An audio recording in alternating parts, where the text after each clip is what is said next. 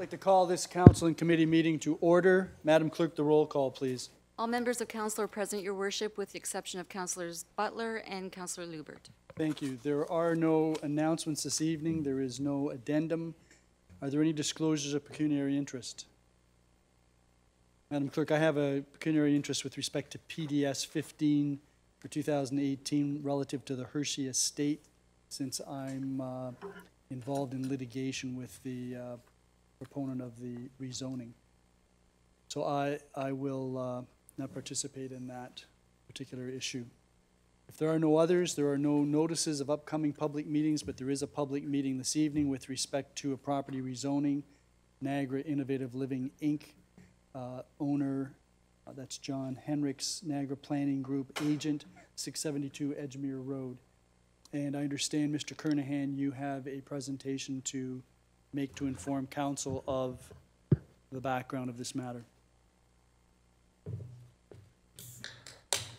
So I should let people know before you start that this is a public meeting under the Planning Act. After council hears from Mr. Kernahan, then I will ask the proponent if he or anyone on his behalf wishes to address council. After that, I will ask anyone who wishes to speak in favor of the application to come forward. Following that, I'll ask if there's anyone who wishes to speak in opposition, and we will entertain your submissions. So on that note, Mr. Kernahan, please proceed.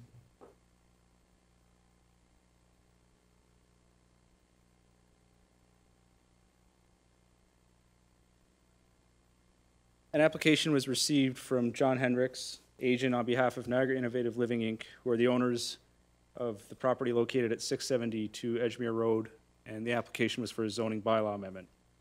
Subject property is currently zoned to permit a 3-story, 21-unit apartment building and has been so since 2005. The purpose of the application that's before you this evening is to permit an increase in the number of units to 28 and an increase in height to 4 stories and 16 meters for the proposed apartment building, which is currently permitted on the subject property. Notification of this public meeting was provided in accordance with the requirements of the Planning Act by placing a notice in the January 25th, 2018 edition of the Times newspaper. In addition, property owners living within 120 meters of the subject property were provided with public notice on the same date. This is an aerial photograph of the subject property as well as the surrounding area. Subject lands are located in the Lakeshore neighborhood. Property is located on the southeast corner of Helena Street and Floyd Place. Surrounding land uses consist of the following. To the north is Floyd Place and single detached dwellings. To the south is Edgemere Road and the Waverly Beach Park. The east are single detached dwellings in Waverly Beach Park. To the west is Helena Street and single detached dwellings. Town's official plan designates the subject property as urban residential.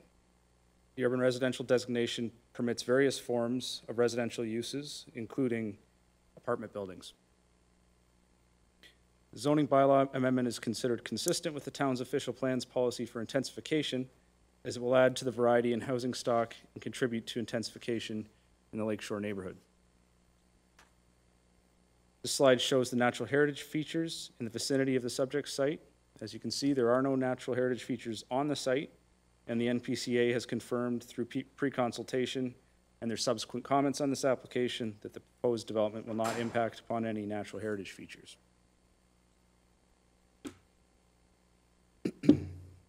The subject site is currently zoned a site-specific residential multiple 2-331 zone, which permits a 3-story, 21-unit building with site-specific provisions for lot area, minimum front yard, interior side yard, building height, and the setback of the parking areas from the street. The application for the zoning bylaw amendment proposes to change the zoning to a new site-specific residential multiple 2 zone. There is no change proposed to the site-specific provisions for side yard or minimum setback of parking area from the street. Some additional relief from the current site-specific zoning regulations is requested for minimum lot area, front yard, lot coverage, rear yard, and height. The request for a site-specific parking regulation is not to reduce the minimum number of parking spaces, as a total of 1.5 spaces per unit will be provided. The site-specific regulation relates to allowing a maximum of 10 of these spaces to be provided in tandem. An analysis of the requested zoning regulations is included on page 13 of PDS 13-2018. This slide shows the proposed site plan for the apartment building located at 672 Edgemere Road. This site plan on the slide is oriented such that north is towards the top of your screen. The proposed entrance to the underground parking area is at the top of the building and is accessed from Floyd Place. All parking spaces dedicated to the units would be provided within the building footprint via an underground parking area.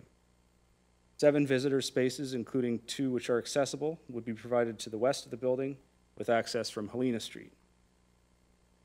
The building is located approximately central in the site in an east to west direction and has a lesser setback from the south property line compared to the north. This slide shows the proposed elevation plan for the apartment building. The proposed building is 4 stories with 1 level of underground parking. The maximum height proposed for the building is 16 meters, which would be measured from the average grade to the highest point of the parapet or the wall around the rooftop.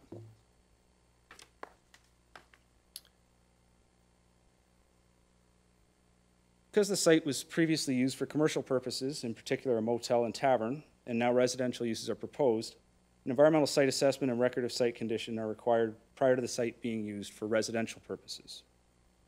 A Phase 1 environmental site assessment was completed by the applicant and was submitted along with their application for this zoning bylaw amendment. The environmental site assessment identified 2 areas on the site where potentially contaminating activities were undertaken in the past. The assessment recommended that a Phase 2 environmental site assessment be undertaken to confirm the extent of the contamination, if any. Town staff recently became aware that remediation activities were underway on the site to remove some contaminants. This work is not something that the town is ordinarily involved with when it is occurring on private property, as it is undertaken under the guidance of the applicant's environmental consultant and is eventually cleared by the Ministry of the Environment and Climate Change. Once the remediation work is complete and a record of site condition is filed with the MOECC, the town is then notified. The town would require the site to be decontaminated and the record of site condition to be filed with the Ministry of the Environment and Climate Change prior to the issuance of any building permit for residential purposes. It's a picture of the site taken today, looking north from Edgemere Road. This is looking southeast from Floyd Place and looking southwest from Floyd Place. And that concludes my presentation. I'm happy to answer any questions that you have. Thank you very much, Thank Mr. you. Kernahan. Do any members of council have any questions? Can you just go back to slide 9? So what do the red and yellow colorings indicate? The yellow colorings are the approximate area, or I'm sorry, the red coloring relates to areas where the contaminating activities could have previously occurred. So they're the subject of the study. They're the subject of the further study, which is being undertaken right now.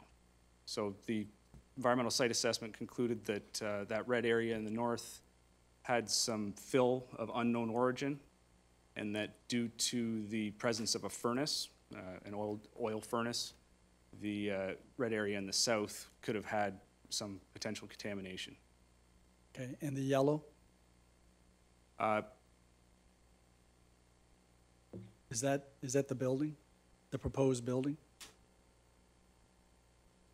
I'll get to that. I'd have to look into that for you, Mr. Mayor, and I can do that following this public meeting. I can certainly provide further information in that. Okay, so just for clarification then, the units in the building are proposed to be smaller, 137 square meters to, sorry, 134.7 to 101.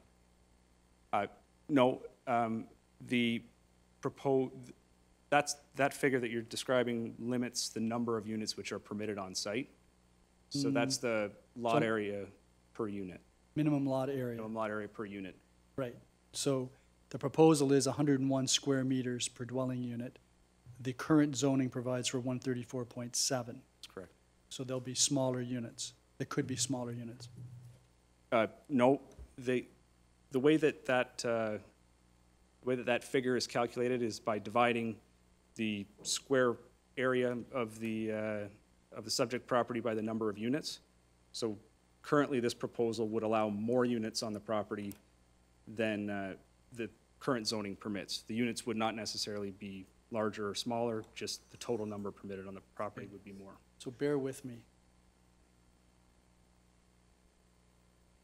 The maximum lot coverage is going to go from 40% to 46%. I'm looking at page 4 of the report.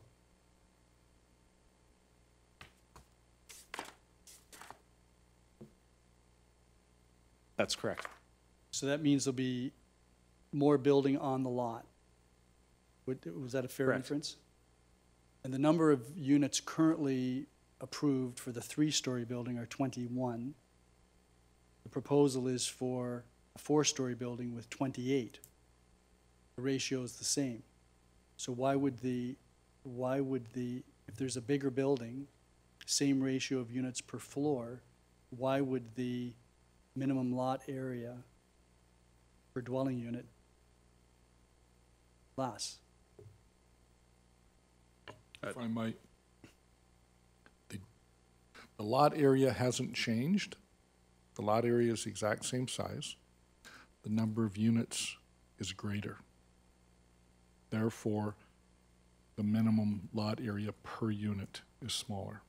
I see. So it's 20, so I should be looking at 28 as opposed to 21. Correct. So that if it went up another story and it was 35, that would further reduce that calculation. Okay, thank you very much.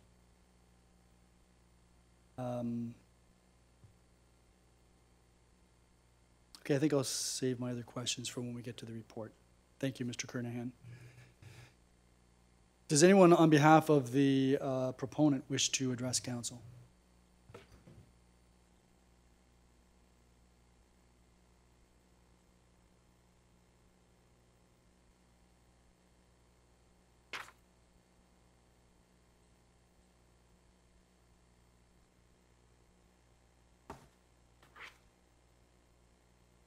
Please come forward. And could we have your name for the record, please?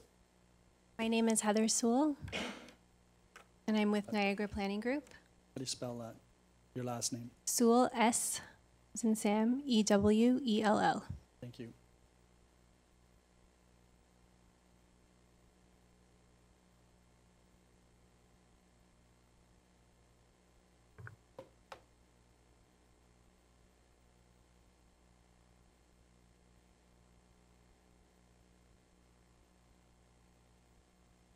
Oh, great. Thank you. Mr. Mayor and members of council, my name is Heather Sewell, and I am a planner with Niagara Planning Group, planning consultants to Niagara Innovative Living, owners of the land municipally known as 672 Edgemere Road. We are in support and agreement with the information report prepared by town staff. Niagara Innovative Living is requesting a site-specific zoning bylaw amendment to permit a 4-story apartment building in place of a 3-story apartment building, which is currently permitted through the zoning bylaw. The proposed 4-story apartment building will consist of 28 condominium units with a building area proposed at approximately 1,285 square meters. There are 4 different unit types being proposed for the building, each unit having 2 bedrooms, 2 bathrooms, a kitchen, and living area. Square footage of the various units ranges in size from 1,142 to 1,876 square feet. The exterior, as shown in the slide of the building, will have modern architectural characteristics consisting of stone, brick, and wood material finish. Large glass windows are being proposed, as well as balconies, which will have glass guardings. A rooftop garden is being proposed for the residences of the condominium.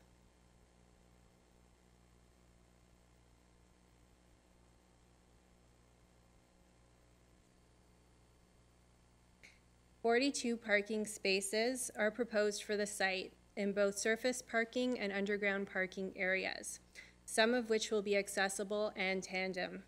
The remaining 42% of the subject property will be landscaped. Access to the subject lands is proposed via 2 accesses. Access 1 is from Helena Street, where the surface parking area is located, and access 2 will be on Floyd Place, where a ramp will lead down to the underground parking area. As aforementioned, the site is currently zoned for apartment uses. Therefore, the intent of this submission is not to provide a detailed assessment of the relevant provincial, regional, and local planning policy, but to comment on how this new proposal and site plan improves upon the existing site-specific zoning. The new site plan proposed is consistent with the spirit and intent of the current zoning. It is also an improvement over what had originally been contemplated for in the site in 2005. On Figure 1, as shown, we have illustrated as the red rectangle the existing setbacks currently permitted by site-specific zoning, overlaid on our proposed development. Development is currently permitted within the red rectangle area to a height of 3 stories. As you can see, the massing proposed through the existing interior side yard permitted, as outlined in red to the north,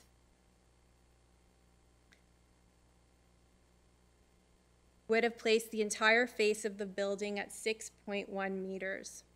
The new proposal permits for only a portion of the building to maintain the 6.1 meter setback, with the balance of the building now being proposed at 11.2 meters as outlined. And I apologize because Matt referenced Floyd Place as the north, so it would be the east if we're referencing the north the way that Matt referenced it. This makes the overall improvement to the massing and design of the building, as well as reduced impact for those living at 660 Edgemere Road to the east of the site. There are, as already mentioned, 42 spaces being proposed for the development. 35 parking spaces in the revised proposal will be located under the new building in an underground parking garage and will not impact any neighbors. 7 parking stalls will continue to be located off of Helena Street, but the balance is accessed from Floyd Street into, as already mentioned, the underground parking structure. Prior to this, surface parking was permitted as outlined in the hatched red area along Floyd Place, set back 1.5 meters from the property line. We are proposing a rear yard setback adjustment to accommodate for the underground parking garage, removing the need for surface parking along Floyd Place. As a result, the area which would have previously been used for surface parking will now be landscaped, increasing the landscape area to 42%. This is a primary benefit associated with placing the required parking underground. Nearby residents will now be able to have attractive landscaping rather than surface parking. There is an increased height required for the building to 4 stories from 3. However, this continues to be significantly less than the standard height of the 9 stories found in the RM2 parent zone. The impact from a 3-story building and a 4-story building remains unchanged to neighboring residents. A traffic brief has been prepared for the proposed development, and Floyd Place is to be paved with asphalt to accommodate the increased vehicular traffic. And the proposed development is not expected to have any adverse impacts on the operations of the surrounding road network and its intersections. In summary, it is our professional opinion that this site-specific amendment to the zoning bylaw represents good planning and is in the public interest.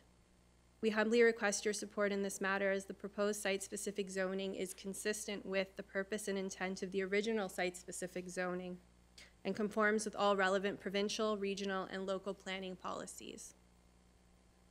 That concludes my presentation, and I'm available to answer any questions that you may have. Thank you very much, Ms. Sewell. Do any members of council have any questions?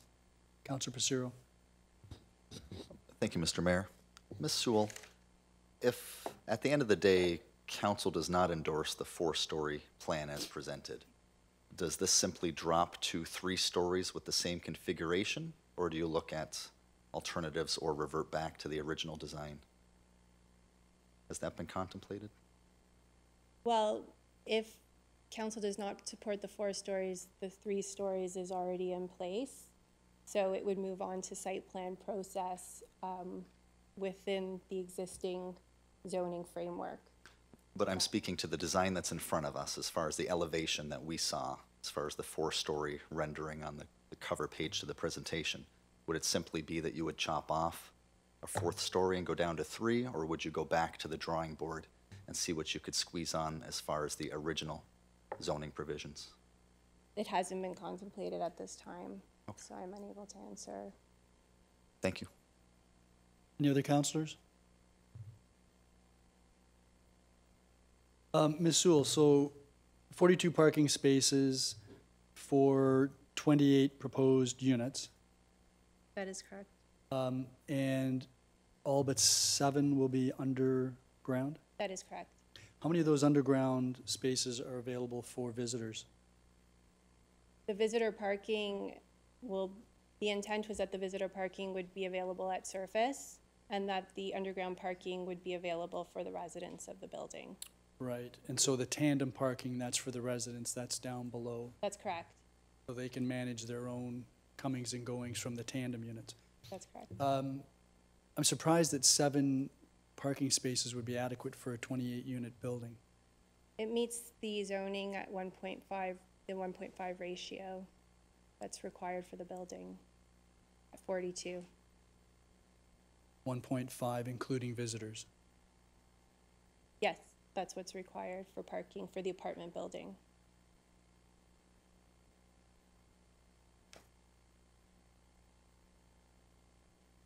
And how long has the current owner owned this property?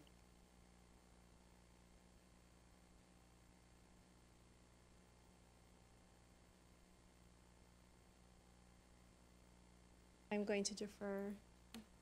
To the owner? Nope. No, the No, agent- my the name is agent. John This is Hendricks. John I- Hendricks. Yeah, I'm with Niagara Planning Group. I'm just jumping up, quite frankly, to give you an answer. Sure. We don't have a precise date. I'm estimating it's been a year, but I could be Okay, could be that's wrong. fine. This was, I think the original site-specific zoning was applied for and approved under a different owner. This owner has picked the property up and said, we can do better than the current zoning, and this is the result. Right, so at the time the property was acquired by the current owner, the zoning was in place, and this had been put in place by a previous council. I don't know whether, and you may not know this, whether the current owner made inquiries as to how that current zoning came into effect.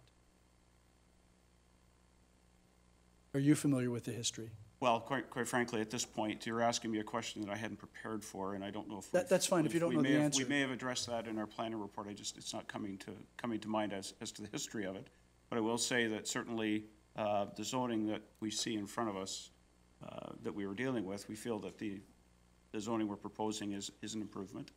And that's what we're offering as a professional planning opinion to you tonight. In terms of the history of the zoning, you may have that, and so we're happy to hear from you on the history.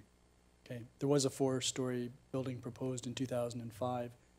So in terms of height, what would the height difference be from the current 3-story zoning to 4-story? Because Ms. Sewell, you had made some comment about that, and I'm not sure, what would the approximate height of this building be if approved? If you know. Yes, sorry, I'm just looking here. So there was a chart that we prepared, and the existing zoning permits 11.4 meters. So it's 3 stories and not greater than 11.4 meters This one would provide for 15. for 4 stories or 16 meters, whichever is greater. So did I read 15 meters someplace in here? 16, okay, So that would be a difference. My math is not very good. 4.6. 4 okay. point, yes. Okay, thank you very much. Before you go, are there any other questions by members of council? Councilor Passero, back to you. Thank you, Mr. Mayor. Mr. Hendricks touched on something, but maybe Ms. Sewell can answer it. So basically, your sales pitch to the residents is, yes, we're going up another story, but we've condensed the footprint of the building down, we've eliminated the on-street parking, we've increased the green space, and that's the trade-off. Is that I to wouldn't take it out really, of planning terms and put it into English? well, we have shifted the building over so that the massing is not as intrusive for the residents to the east, as I mentioned, and there is the removal of the surface parking for the increase in landscape open space. But I reiterate that whether it's 3 stories or 4 stories, the existing setbacks are already in place, which is outlined by the red rectangle. So the setbacks themselves, whether it's a 3-story or a 4-story, in my opinion, there's no impact. Yeah, through you, Mr. Mayor, I think some of the residents' concerns is, of course, the higher you go up, your angle increases as to privacy issues in surrounding yards. So I agree that the setbacks may stay the same, the footprint may stay the same or change, but as height increases, so does the ability to kind of look downwards. Mr. Henricks. Yeah, I want to, first of all, in short, we wouldn't characterize what we're saying as a sales pitch. But certainly, in terms of what we are offering as professional planning opinion, the building envelope that you're seeing is an improvement over the current envelope that's permitted. And certainly, in terms of your concerns expressed with regard to the impact in terms of angles and that sort of thing, by moving the building back, we're addressing that concern. So I think that all those concerns that you've raised are addressed through the new building envelope, and certainly the quality of the design is extremely high quality. Okay. And I apologize for sales pitch. Well, that's okay. I'll reinstate that with the word compromise. No, it's a fair, but you were trying to put it in layman's terms, and we understand that. I just, as a professional planner, we're reluctant to agree with you on that, but certainly understand your point. Okay. It's well taken. Okay, thank you. Any other counselors? Thank you very much, Ms. Sewell. Thank you. So at this time, I will ask if there's anyone here who wishes to speak in favor of the application, other than obviously the agents for the owner. Then I will ask if there's anyone who wishes to address council who is opposed to the application. Mr. Miracle, we'll start with Mr. Miracle because I know him better than the rest of you. Could you provide us with your name and address for the record, please?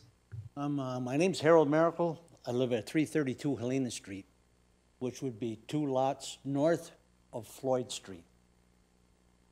Now then, in 2010, I had a specific conversation with Rick Schuler and Paul Feld about the original 2005 zoning permit, from when it was zoned, from what it was zoned before to when the approvals were coming through to the 3-story building, 3 stories.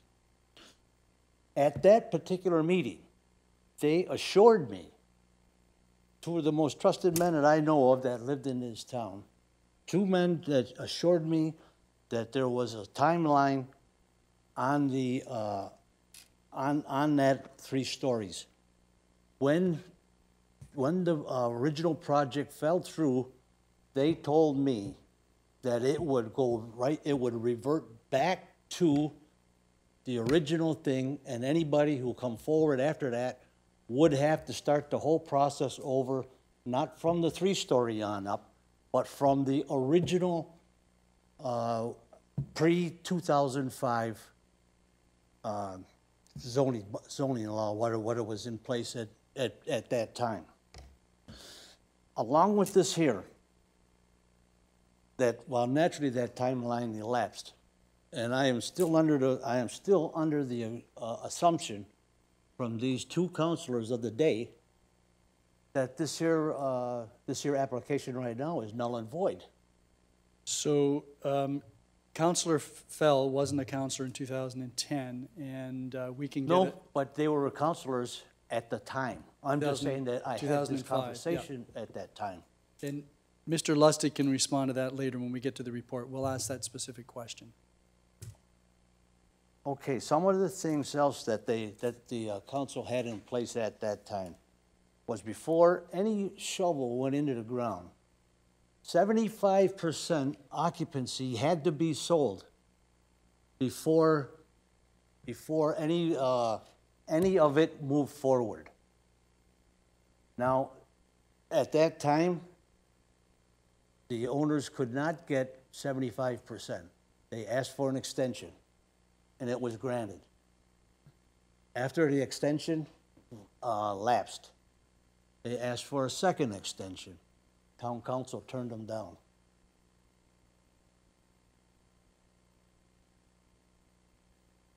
Okay, that's all I have to say about that particular part.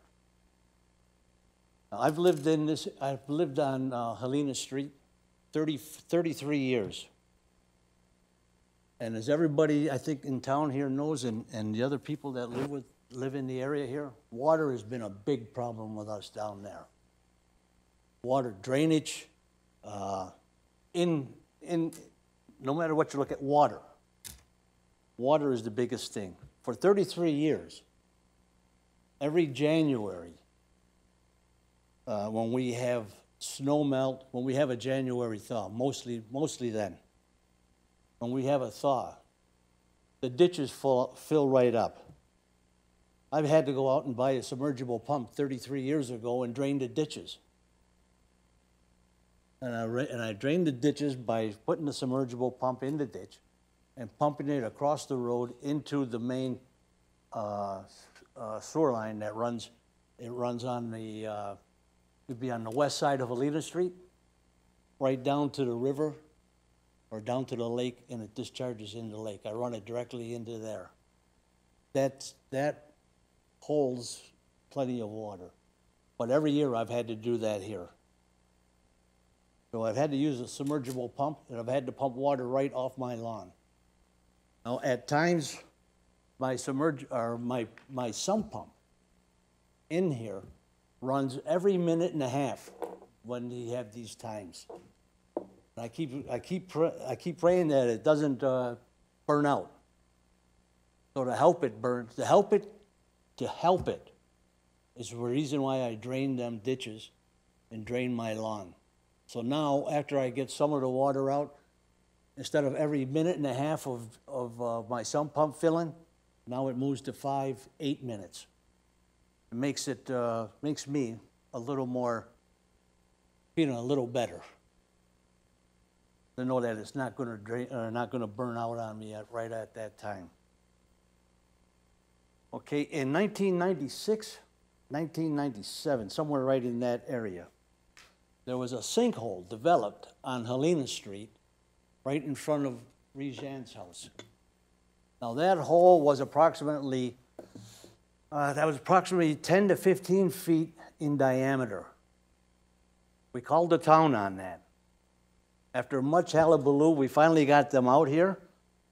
And while that hole was still there, I went and laid on the ground, and I stuck my arm and a broom handle as far as I could down in that hole, and there was no way that I was even near the bottom of that hole. When the town finally came, 5 dump truck fulls of dirt they put in that hole just to fill it. And now, they told us at that time that there's underground rivers running all through the area, and we were basically like, hey, you're on your own. Now, after all of this time, I have pictures on my phone. I don't know if you want to see them. The sinkholes are coming back. Now, that sinkhole that was there before is approximately 3 feet deep, and now it's approximately about 8-foot diameter. And it's getting bigger. Where's that located, Mr. Miracle? On Helena Street? It's on Helena Street, one house north of Floyd on the east side. So 330. 330. All right. Mr. Walsh, you making a note of that? So now, Friday, when they started digging, before they even left, before the workers even left at 4 o'clock, the 2 holes that they dug were full of water. And those were a nice, bright, sunny afternoon days. I took pictures of them here on Sunday. The ground was, ice was frozen, the water was frozen in there. My whole biggest concern is,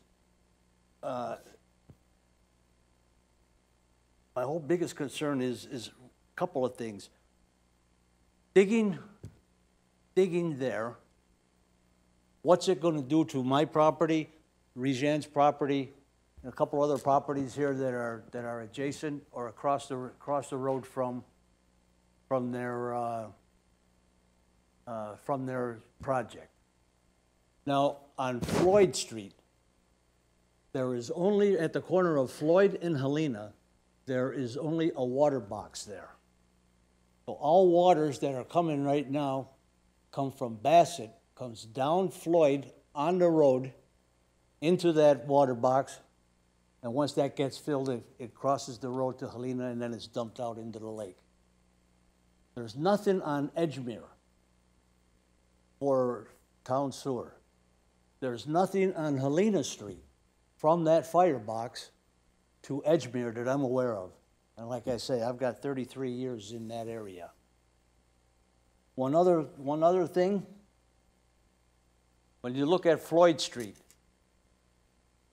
now, I may be wrong, maybe you guys can correct me on this here, but I'm believing that road and road allowance is 66 feet from the crown. Rejan's house sits well within that 33 feet one side. And this here property here sits within, I don't know how much on that side, and never really measured it. So I don't think Floyd Place is gonna be a good access for a parking ramp exit and entrance. There's no, as far as I know, there's no piping, no discharge down Floyd Street to Helena Street, to that water box. Everything is surface. It runs off the surface down through that water box from Helena. From Floyd Place. Now, I've called my counselor out there a couple of times. We've went out there, Ms. Sanko, we've gone out there a few times and had to go look for that water, the grading for it. I knew where it was, approximately. It's been covered up a few times there. And now, like I say, my biggest concern is water. I think I've made that perfectly clear to you, that the water in this area should have further investigation into it. Now then, they're gonna dig. Now they're gonna dig I don't even know, I called town hall on Friday. They were told that no permits have been issued for digging, but here they are out there digging. Well, I think there's a distinction between excavating to put in a foundation for a building and removing soil from the property in pursuit of a cleanup of an environmental issue. I could be wrong on that, but I'll raise that as well during questioning of staff. All right. If there is an environmental issue, there was nobody from the town showed up, nobody from Region, nobody from any place showed up to see anything about an environmental. If there was an environmental spill of some kind, or if it's been in the ground for any length of time, there's been nobody out there to assess the damage or the ongoing project that's in it. So just to respond to that, Mr. Kernahan mentioned that this is under the guidance of the Ministry of Environment and Climate Change, and town doesn't usually get involved in these record of site conditions or environmental assessment issues, other than to ensure that it's been done, that it's been complied with, and that the ministry has approved the work that's been done. So that's all part of this process. Well, I understand what you're saying here on that there, but there's been nobody from the region or from the ministry at all to come out to even have any kind of assessment done to it. Yeah, it would be the ministry, and I don't know what their protocol is, but we'll get some information from staff on that.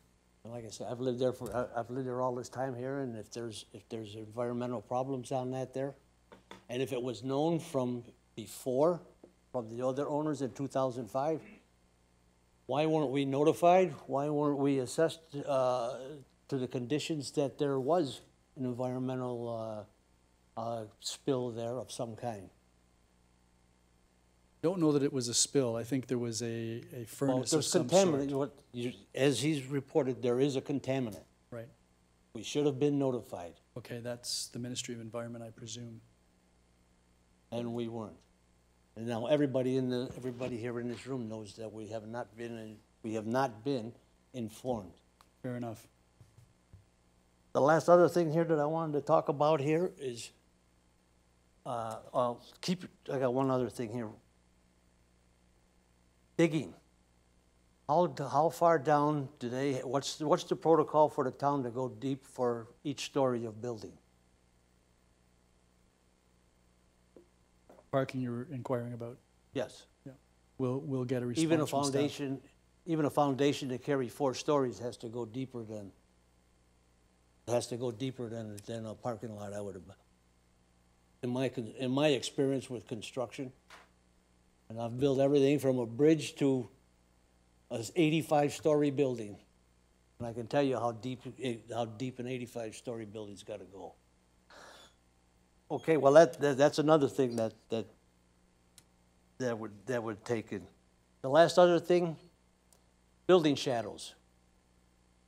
4-story building shadow. Has anybody even done a building or a shadow assessment here on this here? Now, again, my house and Rejan's house sit right, when the sun comes up on the east side, sun rises in the east, sets in the west. It comes right around, comes down Edgemere and around back to Helena Street.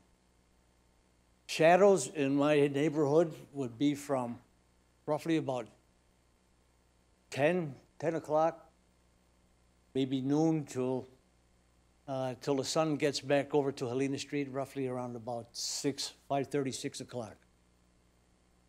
Now, is the shadows on that there affecting my enjoyment of my property?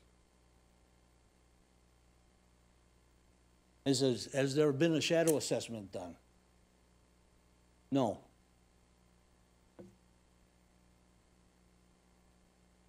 That there be taken into consideration. So the biggest things I have in here is the sump, or is the sinkhole that's reoccurring, and what's going to happen to it when they start digging for a foundation in there, or start building in there. With the water, like I said, with the town, all I can tell you is what the town tells me at the time when it happened. I don't have no proof on, just the man say at the site. That affects me and Rejan. What, again, I can't emphasize enough. Water problems in our area. Number one problem in our area. And to put last but least, the council of 2005, when they put with the 75% occupancy, and when the original building called for 5 stories. That was a 5-story job that they wanted to put in, and the town settled for 3 with 75% occupancy. This council could do the same thing with a 75% sale of occupancy before shovels go in the ground. You certainly have that ability. The council of 2005 did that, and the council of 2005 kept 3 stories max on that property. That's all I have to say. Thank you very much, Mr. Miracle. Before you go away, are any members of council have any questions? Councilor Zanko. Thank you, Your Worship. Through you to Mr. Miracle. Mr. Miracle, thank you for speaking with us this evening. Just one question, because initially I heard that you have great concern of any development going on that property, primarily for water issues and some other issues that you've noted. So my question is, are you just opposed to that property having development on it, or are you opposed to the application that's before us for Both. zoning changes? For both? For both. I would, 3 stories in 2005. I had some, you know, with Paul Feld and Rick Schuler on there, outstanding people. Made some nice judgments on that there. And that was for 3 stories, but for occupancy, if the building was made smaller, now each one, what they're talking about is 1,100 square foot apartment. That's bigger than my house. My house is only roughly around 1,054 square. So these apartments are going way oversized here on. And I raised 2 kids, 5 grandchildren in that house there, and we got by with the size of the house. To say that these here 1,100, 12, 1,300, I believe what he said was 1,200 square foot roughly, is a little big. A little big for an apartment building. And these are going to be, am I understanding that now these are to be condos? Right. Condos or rentals? Condos is what we were told. Condos is what you were told. Well, the last thing that I'm really concerned about, and it was reported here in Planning and Development Services, PDS 13-2/2018, that it said in here that at that time that my main concern is the view of the lake, and that is part of my discussion here, because 33 years I've been able to look out at that lake, and I even built on the back of the house a patio that I could sit at and look at the lake. Now with this here coming in there, both views are gone. The other thing is if I would decide to sell my house, how can I tell anybody to sell on to a realtor that I have a really good view of a brick wall? The view for the, again, this is thing, a view for the lake is, it's intangible. But it is a big selling point if I was to sell my place. Looking at a brick wall is not a big selling point. Anything further, Councillor Zanko?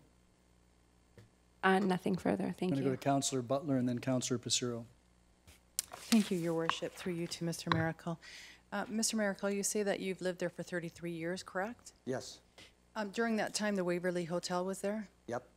How tall was the Waverly Hotel? Was it 2 stories, 2.5 stories? Approximately, yeah. What were you staring at that time when the Waverly Hotel was there? I was still looking at the lake Were because you? the Waverly Hotel, the footprint for the Waverly Hotel was more east. So Rejan, she lives next door to me. Her house was actually blocking the view of the Waverly Hotel, and I still had a clear sight line to the lake. Okay, so the footprint that is being proposed here tonight, you're suggesting that it's going to block your view completely? Completely. Completely. But the Waverly Hotel didn't No. obstruct your view at all? No. Did it have any problems with drainage or any of the items that you had mentioned earlier? What, you With mean the water- when the Waverly was still there? Oh yeah, we've always had water problems down at the Waverly. So it's nothing unusual at this point, but it could be corrected with this new build? Well, I don't know about being corrected, but the Waverly didn't go as deep in the ground as these people are planning. Thank you. Councillor Passero. Thank you, Mr. Mayor. On the same line as Councillor Butler, if we were to look at this development as a way to correct some of the drainage issues in the neighborhood, and if the solicitor, when the report comes on the floor, tells us that this applicant does have the right to at least proceed with what was originally proposed at 3 stories, my question to you is, which one do you prefer? Do you prefer the original proposal as outlined by the red square, or are you more in favor of going up one story with the setbacks you see here of the building. I would rather see, because again, in 2005, when we come to council here, I don't know if it's still on record or not, but when Paul Feld and again, when Rick Schuler, Barry, I forget, not Gord Barry, but Richard Barry was council at the time, that there was a proposal, a deal to be made here to where the original three-story building, they were gonna change the bylaw to move it. I believe the bylaw at that time was every story that it went up, it had to have 10 feet of clearance from the property line. They were willing to make a deal with me and with Joanne over here at the time, who lives on the east side, to move the building, change the bylaw to move that building over to closer to her yard, which she didn't mind at the time. But that, I guess, the bylaw, the amendment to the bylaw was never, I don't know if it was ever done or not. Apparently with the same thing here that went on here with the three-story, and with the conversation that I mentioned with Paul and with Rick. Well, I know Mayor Redekop is going to get to the bottom of that when the report's on the floor to find out what happened, when it happened, and where we are now. But if after all of that, where we are now is that this landowner is fully entitled to develop within the red square that you see to a height of 3 stories, what is your preference? Is it to 3 stories within that configuration with on-street parking? Or is it what we're looking at now, which is 4 stories, more green space and underground parking? Well, no matter which way you look at it, the back of the building with the 2 ears on the back side here still blocks my view. And hers. But I'll ask you. No, you're saying it's either A or B. If our solicitor tells us that they're entitled to build within that red block, you're right, your view is blocked. We can't roll that back. If they're entitled to do that, they're entitled to do that. Well, I understand that. Okay. Okay. But if you want my, you asked me for my opinion. We blocked it from 5 down to 3. Yes. If all that can happen now, keep it at 3 then. Okay. So you'd go 3 original configuration versus 4 new configuration. With a new configuration? You're saying now a new configuration. That is not the configuration you're talking about now. You're talking about a brand new configuration. No, I'm referring to what they're entitled to now, which was already zoned, which is 3 stories within the red square that you see on the screen, with parking. I don't know if you can, you can see that. The hatched area to the left along Floyd, with parking right there. They can do that right now if they want. We're going to find out. Different until it's brought up on the floor here about the 3 stories on the. But if they can. If they can. Which do you prefer? Hatched area with parking, fill out the red box, or what's up on the screen now? I'm just trying to get a sense of, it's not going to be nothing. There's going to be something there. Oh, I understand. We need some guidance as to what's palatable and what's not, and nothing is not really a good answer for us to go on. I'd keep it at the 3 stories. Okay. Well, I appreciate that. It at least gives us some context of when we deliberate these things. And maybe even less dependent on, might have to come back here again with a shadow report. Okay. Thank you. Thanks very much, Councilor Becerra. And that is a distinct possibility, a shadow report. Any other councilors? Thanks very much, Mr. Miracle. How about if the lady who was sitting behind Mr. Miracle comes forward?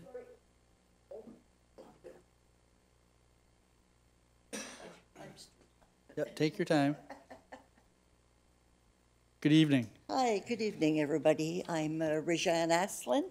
I live at 330 Helena, and you may call me Ray. That'll be much easier for all of you. All right, let me get my glasses on. Okay, I'm a little bit nervous, so don't mind me. Don't you be nervous. Okay, when I purchased the house in 1991, I have a few concerns, all right? Because I am right across from Floyd Place. I am the person that will be the most affected by this building going up. And I think I should have some rights. Sorry, I'm out of breath already. Okay, first thing is the view. When the Waverly Hotel was set up there, it was almost on the property line in the back, and it went actually to my tree, the building, because I know my children played always in the snow in the parking lot. Now, what they're proposing now compared to 2005, if I remember well, the building was much further back towards the gentleman and the lady's property here that had agreed to it back then. So my view back then, I had some loss, but not all of it. Now, with the building coming up, I will lose my views, whether any way you look at it. I have a beautiful bay window that I bought the house. I could have bought this gentleman's house back in '91. But when I saw the view of the house that I'm in now, I chose my house because of the view of the lake. I sit down, I have breakfast, I see the lake, even when the Waverly was there. All right, because it was further back. Now I'm going to lose the view of the lake. With the parking ramp, the cars coming out of that parking area, I will have all the lights in my windows. I'm disabled, so very often I sleep on my couch because I fall asleep there when I get comfortable. So that will be disturbing me. 2, I've approached the people and informed them that Floyd Place is one of the last areas that gets plowed in the winter. We are not a major street, so the plows don't come. It can go on Helena Street 3 times before it'll come into Floyd Place. Also, as Skip said, the road is not wide enough. You cannot take any more off of me. You already brought me to my line of property line. You've removed it when you redid the new road a few years back. And I don't think you can take much off of them, but then you'd have to take off this other couple back here and take off the new property that was just set up a few years ago to make the road wider. So the parking there is really not a good spot, and it's not a good spot for me.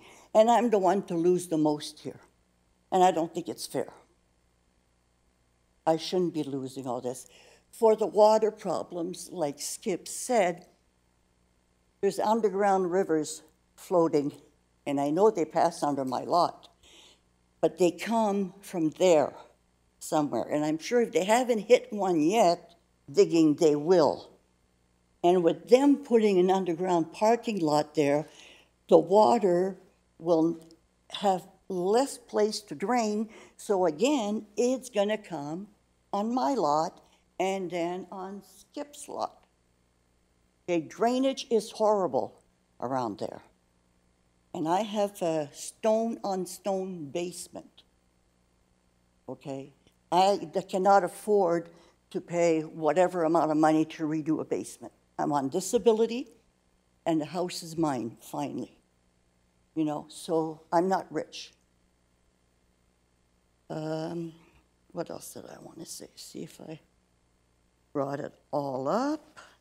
I'm kind of nervous, so I'm going.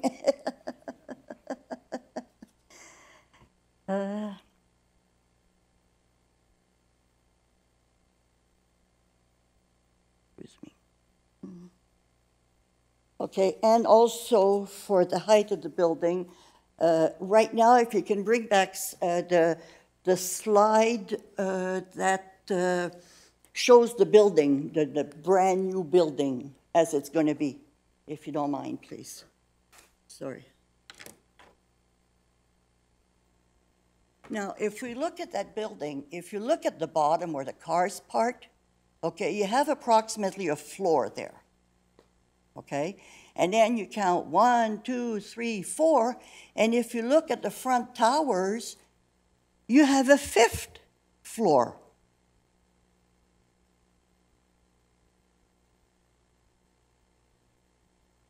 So you're at 6 stories right now. That's not right. We approved 3 years ago. I would prefer 2. We approved 3, and then again, now I lose my garden because the building's going up. I'm going to lose my son. Yes, I'm just losing and losing and losing. You know, that was that. And then I wanted on, so the parking problems, I did the snow, I did the lights in my house continuously and the road not being wide enough. And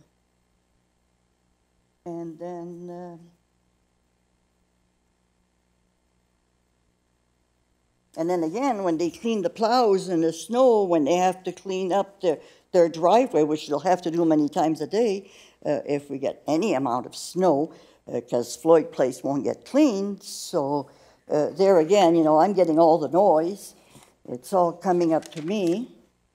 And if you say they're going to have green space, that's very nice. But then again, if they plant trees, they're going to block me even more.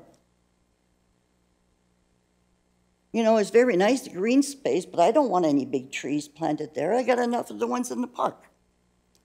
And at this time, the ones in the park are growing high enough that I can still see in the summertime at the bottom of the trees. And if they come plant other trees there, I'm losing everything. Right now, the only place I could see from my house would be sitting in the middle of my front lawn.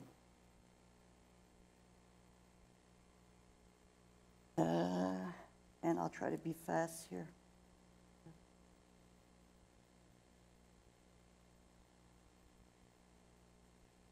And I think that's all. Sorry. Thank you very much, Ms. Aslan. Councillor Butler. Thank you, Your Worship. I just have one quick question. You mentioned flooding and that your basement is really stone on stone, right? Yeah, but there's also the lot is flooded. When I went yesterday, I had ankle deep of water in the front lawn. But I'm just wondering, have you ever experienced flooding in your own home? Oh, yes. You have? We manned the pump last night. Okay. So do you think that if this project goes ahead, that would resolve some of the issues? No, I think it might cause more flooding problems because it's going to take away some of the drainage, and that water's got to go somewhere, and it crosses Floyd Place all the time onto my property, and then from my property it goes onto Skip's property. And the two of us, you know, he even put the weeping tiles and all that stuff, and still I was flooded up to this afternoon. When it stopped raining, I was able to leave and come here. I'll be sure to ask that question when the report comes up. Yeah, because, you know, I'm but worried. Just to make a point, I think we have a really good planning and infrastructure group. I don't think that they would do anything to approve a project that would cause harm to the residents in the nearby area. Well, sometimes you don't know, But I know, I agree with you. You But know, I'll it's like when definitely you ask those changed the road, questions. when you fixed Floyd Place, For sure. it made it worse. Okay, It made the flooding worse on my property. I'll ask those questions. So, you know, so they're going to build a big building and do an underground parking lot really deep, you know, where's the water going to go from that building space? You know, so, sorry. Anything further, Councillor Butler? Any other councillors? Councillor Zanko. I thank you, Your Worship, through you too, Ray. Thank you very much. Just for clarification, I'm wondering if Mr. Kernahan can confirm, you made reference to the proposed development actually being greater than 4 stories, and I can see what you're looking at here. But from my understanding, that 5th level that you're referring to, I believe that's access to the rooftop patio for residents, and I'm just wondering if Mr. Kernahan could confirm that. Well, actually, that would be the 6th level, because if you calculate the car, that's the height of a person even more. I think So the you got a underground level there. parking is actually being considered, but Could you just confirm that, Mr. Kernahan? Mr. Mr. Kernahan? Mayor, to Councillor Zanko, you're correct. The uppermost portion of the building is a stairway, and that's used only for access to the rooftop amenity area. So it's, even then, the rooftop is gonna become a 5th floor, where people are gonna be up there, you know, looking down into my windows. But sorry, through you, Your Worship. Yeah. I believe it still falls within the total height allowance. as a point of clarification, that portion of the building is actually excluded because it is used as a, exclusively as a stairwell. It, like rooftop air conditioners, are excluded from that total height. It would be in addition to the 16 meters, but it's not considered to be a story. So our bylaw has a special exception which excludes stairwells from that consideration. And just further to your request for clarification, the bottommost portion of the building is the underground parking, which is partially underground and partially above, but not considered a story. Thank you. So just for clarification, that stairwell, that would be the highest part of the building? That would be 16 meters? That would be higher than 16 meters. It's approximately 18.5 meters, my understanding. But our bylaw provides an exception to it. It doesn't include it in the height calculation. And they also talked about having a rooftop things for the tenants, the condo people that could go up there and do something. I think it was the young lady here that mentioned that. Rooftop garden, Yeah, correct. there you go. So then that makes that another floor. If they're gonna have people up there partying, you know, or being able to go party. Okay. I don't know the law, but to me, you know, for me, it's the worst thing that can happen. You know, I'm losing everything. The value of my house is going down, everything. Okay, thank you very much, Ms. They can Aslan. buy me out if they want to make a pool. Okay, well, that's not part of the public meeting, but you've snuck it into the record in any event. Who's next? Sir? And then the lady in the front row. I'm Good Charlie evening. Didio. We're at 660 Edgemere on the east property line of. I'm sorry, your last name again, sir? Didio, D-I-D-I-O. Thank you.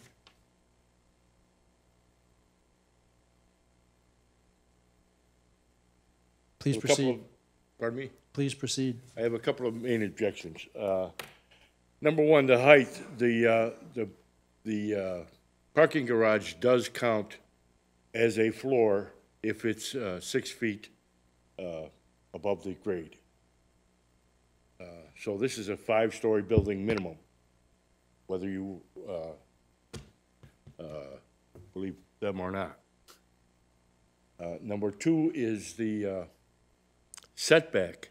The original setback, our house is 13 meters back. Our setback is. That's what the way, and the hotel was 13 meters back, and our neighbors are 13 meters back. The first proposal that we fought that didn't go through was they brought up to 3.5 meters, and we objected to that. Now you're cutting it down to 2 meters. That's 6 feet. That's just big. You know, it's not. We're looking at. We used to be able to enjoy the full width of our front porch, which is a surrounding porch, and now we can't. I want to know what how do we hold the builder or the owner accountable for that extra story?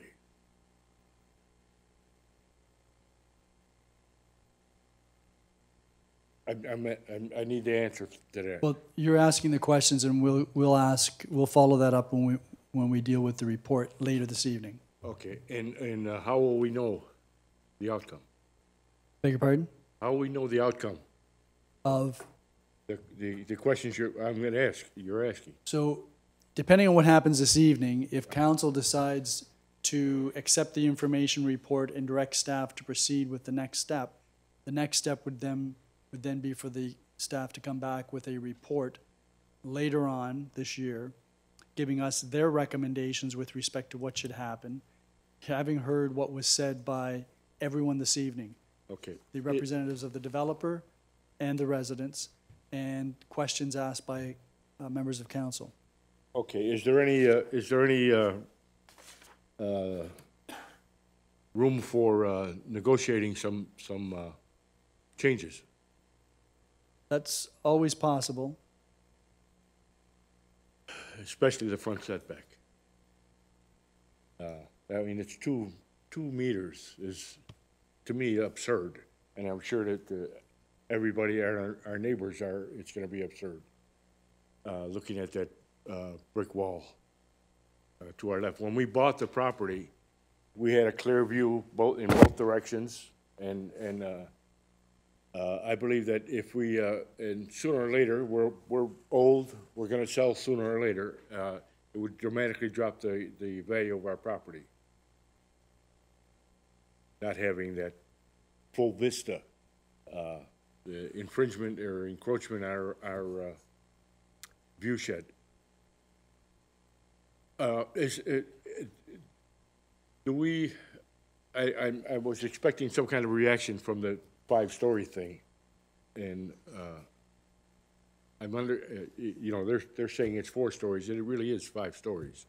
You're saying it's 5 because of the underground garage. parking? Yes, if the Because parking garage is 6 feet above grade, or I'm sorry, Right. 85, what do you call them things? Meters, 3.5 meters, 2.5 meters above grade, that is considered a story. Okay, well, staff can respond to that, and that they'll deal with that this evening if someone asks that question, when we deal with the report later this evening. Okay, so we're not involved in that part. Yeah, you are. That's a legitimate question. No, It's just, what I'm asking is when you say staff, who are we talking about? Mr. Kernahan and the other people who are involved with the planning department who will be making the recommendations So we to won't us. be present for that. Well, we will it'll be. be a report that Oh, will okay. come, it'll be a Okay. report that will come to council, Mm-hmm. and we'll deliberate at a public, open meeting. Okay, good. Okay, also about that, what Regine was saying about the height, again, I agree with her that it is too high. But when you have patios, you're gonna have awnings and some type of shade things, so that this area is getting built up again, the rooftop patio. Can I get an actual elevation for the property, for the building? You'll have to address council. So what's your question? I want to know what the real height of that parking thing is and what the real height of the building is. So we're being told that it'll be 16 meters, Yeah, but is it the full height, but is it a 5-story building or a 4-story? we're told that it's a 4-story building with a 16-meter maximum height, but that stairwell for the, Yeah. up to the roof doesn't count, and that adds another 2 meters. Yeah, the stairwell doesn't fall into my my objection. My objection is the fact that we're presenting it as a 4-story building when it's really a 5-story building. So if, So I need to know what that is. so Mr. Didio, if Yeah. the parking garage wasn't 2.5 meters above ground, it was only 2 meters, that would mean that isn't a floor. Is that what you're saying? That's exactly what I'm saying. All right, Actually, it's a little bit lower than that. all right. 2 So meters Mr. is the- Kernahan can address the that when we cutoff. deal with the report. Okay, Okay, do you have any other questions or comments? I think I'm done. Okay, so before you go, in case there's any members of council that have any questions? Doesn't look like it. Thank you very much, sir. Thank you. Yes, your turn. Good evening. Good evening. I'm sorry, I have some laryngitis. That's okay. Will, I actually live across the we street. need your name and address, please. Janet Stimson, 311 Helena Street. Thank you. I live across the street from the proposed entrance to the condominium. I am opposed to the 4 stories. I think 3 stories is high enough. I happen to know, talking to the crew today, that they've already hit bedrock. So there are issues, maybe water issues, but they've only gone 8 feet down. This actually looks like a 6-story building. So I am opposed to anything above 3 stories. Okay. I am concerned about parking. I'm concerned about security in my community. On-street parking, the people who use the park, their parking. And these are all issues I would like you to address. Thank you. Thank you very much. Before you go away, Councillor Butler. Thank you, Your Worship. I was just wondering if you could clarify what you mean by security. You're worried about security. It's a condominium. We don't know if there'll be rentals. They'll be privately owned. We don't know if they will be rentals. We don't know if there'll be security on the property. There's going to be a lot more people. That's a lot more people in a small area. Are there any That other is my members of council that concerns. have any questions? Or Councillor Butler, are you finished? No? Thank you very much, Yep. Ms. Stimson. Is there anyone else who wishes to address council with respect to this? We'll go with you, sir, and then we'll go with the lady in the back. Good evening. Good evening, Your Worship and councillors. My name is George Wiseman. I'm the husband of Janet Stimson here, living at 311 Helena. It's true that the water is, we get lake effect rain there. And the road actually, Helena Street turns into a river when it rains hard. And I've had a wheelbarrow sitting out in my front yard, which can get in one rainstorm 6 inches of rain in it. It's happened as little as 15 minutes. It's just deluge. So the designers of these people that want to put an underground parking are probably going to have an issue with, first of all, you got to keep the water out. And then the water that comes in, I'm just saying, that doesn't have anything to do with my house. It has to do with this building. They're going to have good pumps, good pumps, and that water's got to go somewhere. Obviously, the neighbors don't want it to go onto their property, so the city will have to consider some way of getting massive amounts of water either redirected or pumped out of that area in order to have that underground garage. As my wife just pointed out, the bedrock is not as deep as they thought it was originally. I originally heard that they had dug test holes and hit 9 feet, hit bedrock at 9 feet. Our house, I just put in a basement under our addition, their new addition we just built, and we hit bedrock at just almost exactly 8 feet. And according to my wife, who talked to people who were digging over there, they hit bedrock under this building, would be this proposed building, at 8 feet as well during their cleanup. So whatever they're considering for the height of the underground parking, which is going to be partly underground, partly above ground, obviously, first of all, you have to have some level underneath the where the cars park for the water to run, the gravel to go, or to get to the sump and that sort of thing. The building codes require that, at least in my case they did. So this is just the kind of thing that's going to happen. When I bought my property back in 2010, and my wife and I moved in, we were surprised practically the next morning, it was within a week, that when we woke up after a heavy rainstorm, it was like we were in a houseboat. There was literally 8 inches of water totally surrounding our house. We couldn't get out of the house without taking our shoes off and rolling up our pants. And we actually made it on the Weather Channel because a neighbor took pictures of kids kayaking in our yard. Yes, you guys remember that? So the point is, there's a lot of water, and I can verify that. I'm verifying it to you. It's something you don't understand unless you experience it. And these people that are planning this particular building have not experienced it. So, next thing is residency density. I bought the property, our property, which fortunately doesn't lose its water view because we're west of this particular building, partially because of the neighborhood. It's a neighborhood.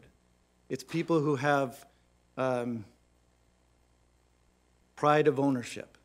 The people that have been in the, and at that time, people for 40 years that own their and a history, and it's just a neighborhood, and condos change that character. This is an important character issue for the neighborhood. We don't know who's going to be in, how many people in and out. It just totally changes this portion of Fort Erie by this building. We understand it's zoned for 3 stories, it was a hotel, this sort of thing is grandfathered in, but 4 stories, I object. It's just going to be that much worse. And because of the height of the building and the location that we are, we pretty much lose our sunrise. The sunrise through the trees is fabulous. So yes, we don't lose our water view, but the sunrise is one of the beauties. We can sit out and have coffee in the morning on our porch, which our porch is specifically designed and has been for over 100 years. This house was built 120 years ago. We bought it from the granddaughter of the man who built it. And they built it with this porch that could overlook that and see that sunrise in the lake. So if you come and look, you'll see the kind of thing we're talking about. So the height of the building will literally overshadow our house in the mornings. So that as the sun comes up, it'll be 10 o'clock in the morning before the shadow leaves our again, a shadow study would be able to show you that sort of thing.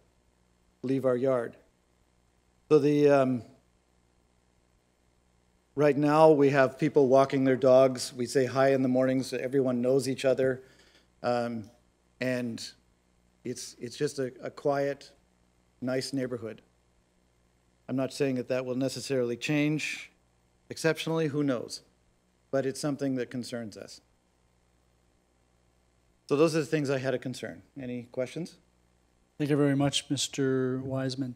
Any members of council have any questions? Thank you very much. Next. And I'm sorry, I know you wrote here recently and I've forgotten your name. Hey, you're allowed. Roxanne Burton. Right. 3252 Hyman Avenue in Ridgeway. So this is not affecting me personally with respect to shadows and whatnot, but I do have a concern because I do use the park. And so I'm going back to one of my bugbears, which is, again, I don't think there is enough parking provided for this building for the number of units that are being proposed. I understand there are going to be 10 tandems in the underground, so that leaves 25 spaces for 18 units. So that means there's only going to be 7 units that have 2 proper parking spaces and 11 that are only going to have 1 parking space. I don't think that that's enough, especially this looks like a luxury building, given the size that they quoted, 1142 to, I'm not sure, I missed the 100 figure on the larger size. Those, to my knowledge, those are largish condominiums. I can't imagine people coming in there and only having 1 parking spot when Sobeys is 2 miles up the road. Yes, it's all very well to say you can ride your bike. I don't know how much bike storage is being provided here, but I don't think it's going to happen anyway. I think that just a flat out not enough parking for the residents that are going to be moving in here. And what you have when you don't have enough parking spots is the few visitor parking spots. There's only 7 that are provided there. There's going to be an overflow, and it's all going to go to the park. So nobody that's coming from far away is going to be able to park in the park. So that's my big bugbear right there. I don't think there's enough spots. It's all well and good for the bylaw to say 1.5 spots per dwelling unit, but it seems to me that a responsible planner and designer would realize the market that they're selling to. They would realize that the facilities are at some distance from this luxury building. They would realize that these luxury building owners are not going to be taking the bus and carrying their groceries 2 blocks down from Dominion Road, which I think is where the bus stop is. I just think it's irresponsible to be just relying on the flat calculation that's in the zoning bylaw and not thinking ahead towards that. So that was my number 1 thing. And number 2, I also have concerns about how much soil is going to be removed for the parking garage, because it talks about underground parking, but it's really not underground parking. It's under the building, but it's not under the ground. So I think that basically what they're going to do is they're going to take off the soil, put down the bottom level of the parking garage, and then build the building up above that. I don't know which one to push to get to the next slide. That has the next one, that one. Perhaps through you, Mr. Mayor, the developers could tell me, the black dotted line, is that the extent of the parking garage as is, or what is that black line? I noticed that in some of the material that I read, it talked about less of a setback for the parking garage than for the building itself.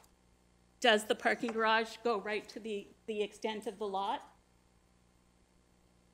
I believe the parking garage is entirely underneath the building. And that's, Mr. Henricks has confirmed that. So it's only, let's say, the red version? No, I believe it's the building. The red is the building envelope where they could put building. Mr. Henricks is indicating that the parking garage would be underneath the building, which is in brown. Right. Okay. Is that correct? Please come forward, Mr. Henricks. Thank you, Your Worship. I didn't want to jump in uninvited. The black dash lines that I think you were asking about, Right. those represent balconies, not parking garage.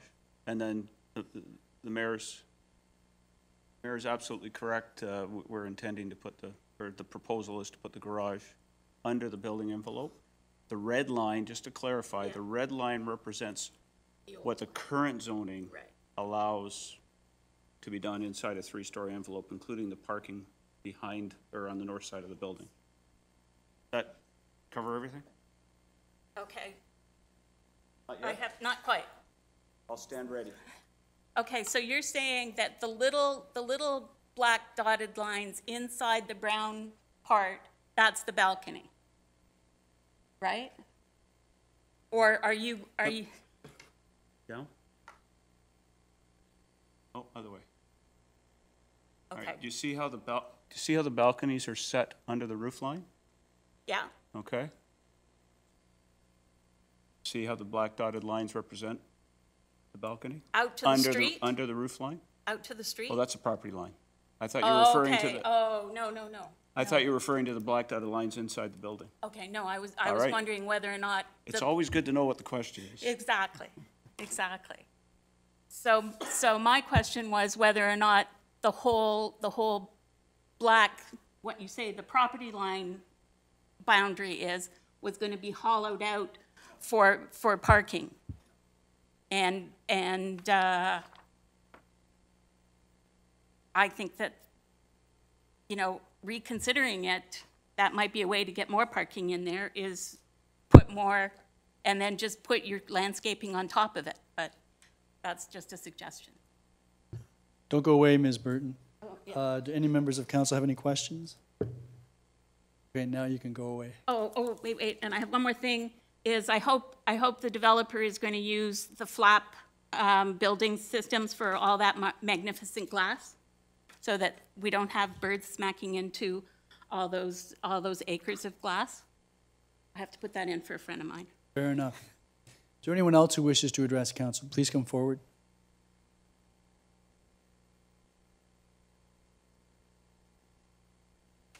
Good evening. Terry Daly, 694 Edgemere. And how do you spell your last name? Daly, D-A-L-E-Y. Thank you. Just to go along with what the lady just said, I often sit on my porch and look at the park being used to the side of me, and the cars coming and going, and it's just the right amount right now, where people don't feel like they're squeezed in. It's just a wonderful sight and a wonderful area that I know everybody appreciates. The walkway is so well designed that my thought was, when I was a child, I used to go to the Waverly Beach Hotel, and this is an area that I've known. I haven't lived there so long, but I'm very interested in it. And historically, the area, the Erie Beach and all that goes along with it, I was hoping that something related to the history of the area could in some way be incorporated into this building. Not to make it, not to just tack something on to make it say, oh, now we're at the beach, but rather than look very like it could be a condo built anywhere, have something there that goes along that complements this beautiful area that everyone enjoys and is hopefully will keep enjoying. But go along with development. Condos are part of the future now, and I'll probably be moving into one shortly. But I hate to see it not look as nice as it could. There was a developer maybe 15 years ago that was going to do a whole development at Erie Beach. He was a Buffalo developer, and I can't remember his name now. But he started by making historic-looking houses using an area in Florida as a. And why can't some of that be incorporated into this building? And I agree that it should hopefully be. I would prefer the 3 stories, and I feel sorry for the people that are losing their view. But it would be nice if they at least had something that was pleasant to look at. Thank you. Thank you very much, Ms. Daly. Okay. Any members of council have any questions? No, you're good. Thank you very much. Is there anyone else who wishes to address council? Well, there's an individual behind you, Mr. Miracle, that wishes to address us.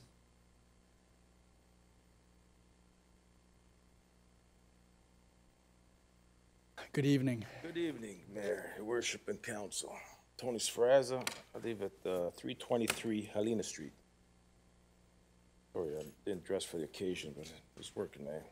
Anyways, I'm not opposed to progress in town. I've been here my whole life, and as we see the flux of people moving into town, we have to meet their needs of condo living, and but we also have to meet the needs of the residents of this town that've been here their whole lives, like myself and the rest of the people in the room. We met here about 2 months ago. We had a town hall meeting out there in the foyer. Spoke with the developer, spoke with all the residents, and we discussed many things that would bring us to a happy medium. And there hasn't been any changes. Some of the things we discussed with Skip and Rosaline there was get rid of those two wings and shift the building over. And I think at the time, we would have accepted that. You're gaining, I guess the wings are to gain extra view of the lake. I've been a resident in the area for about 3 years now. We did an old house, about a 100-year-old house, and I'm liking the area. And even the design of the property, and I did express this to the developers. We can approve a 4-story development as long as the design fit the neighborhood and was within was comparable to the needs of the residents. And we made a few suggestions, which was get rid of the wing, straighten the building up, and move it as far to the west as possible. I see a problem with the parking ramp, underground parking, and the elevated parking ramp, which is going to be an issue because I don't believe they're going to get more than 7 feet in the ground with bedrock. So it's going to be elevated even more, or they're going to have to blast or chip to put a underground parking. Lloyd Place, it's quite a narrow street. So all of Helena Street is, there's about 14 houses on Helena Street, and it's a full width street, 66 feet, 22 feet. You're gonna put 28 residents,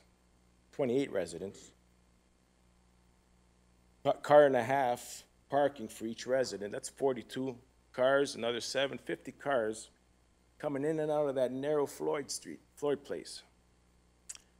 So you figure Floyd Place, it would have to be widened to accommodate 42 vehicles coming into that ramp, which 28 residents, which we only have 14 residents on Helena Street, which is double the size of Floyd Place. That was never put in consideration from the planners.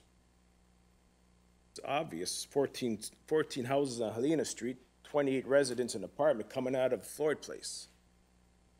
This plan should never been brought to council with 28 residents coming out of the Floyd Place.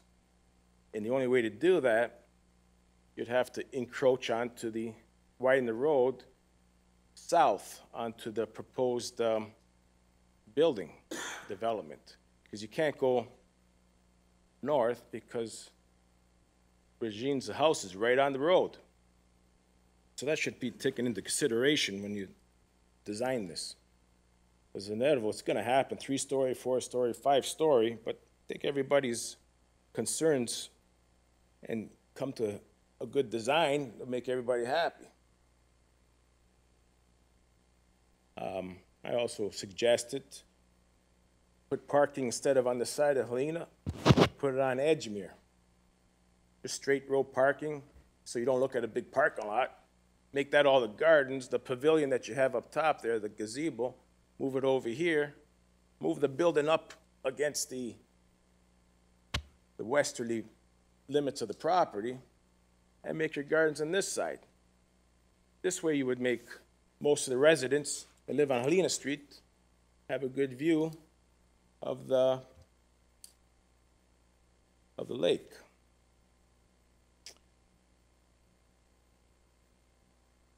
And then again, back to the 6-story, 5-story.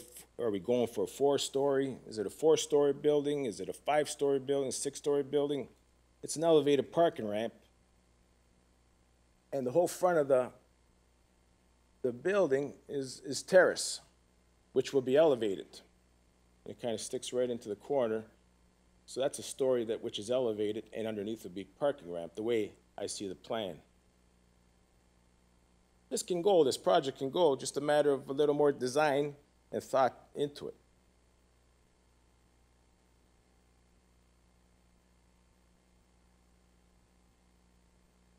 Anything further? That's all. So, just before I go to you, Councillor Butler, I need to ask this question before it escapes me.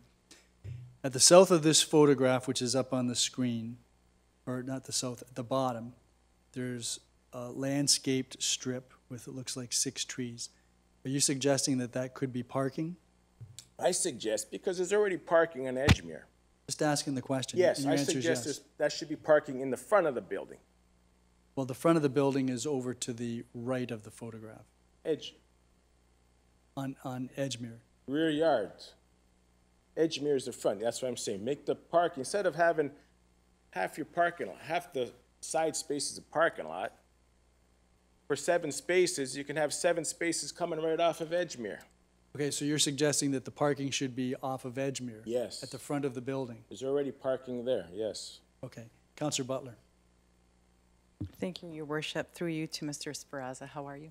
Good, good. Good, And good. yourself? I have a question for you.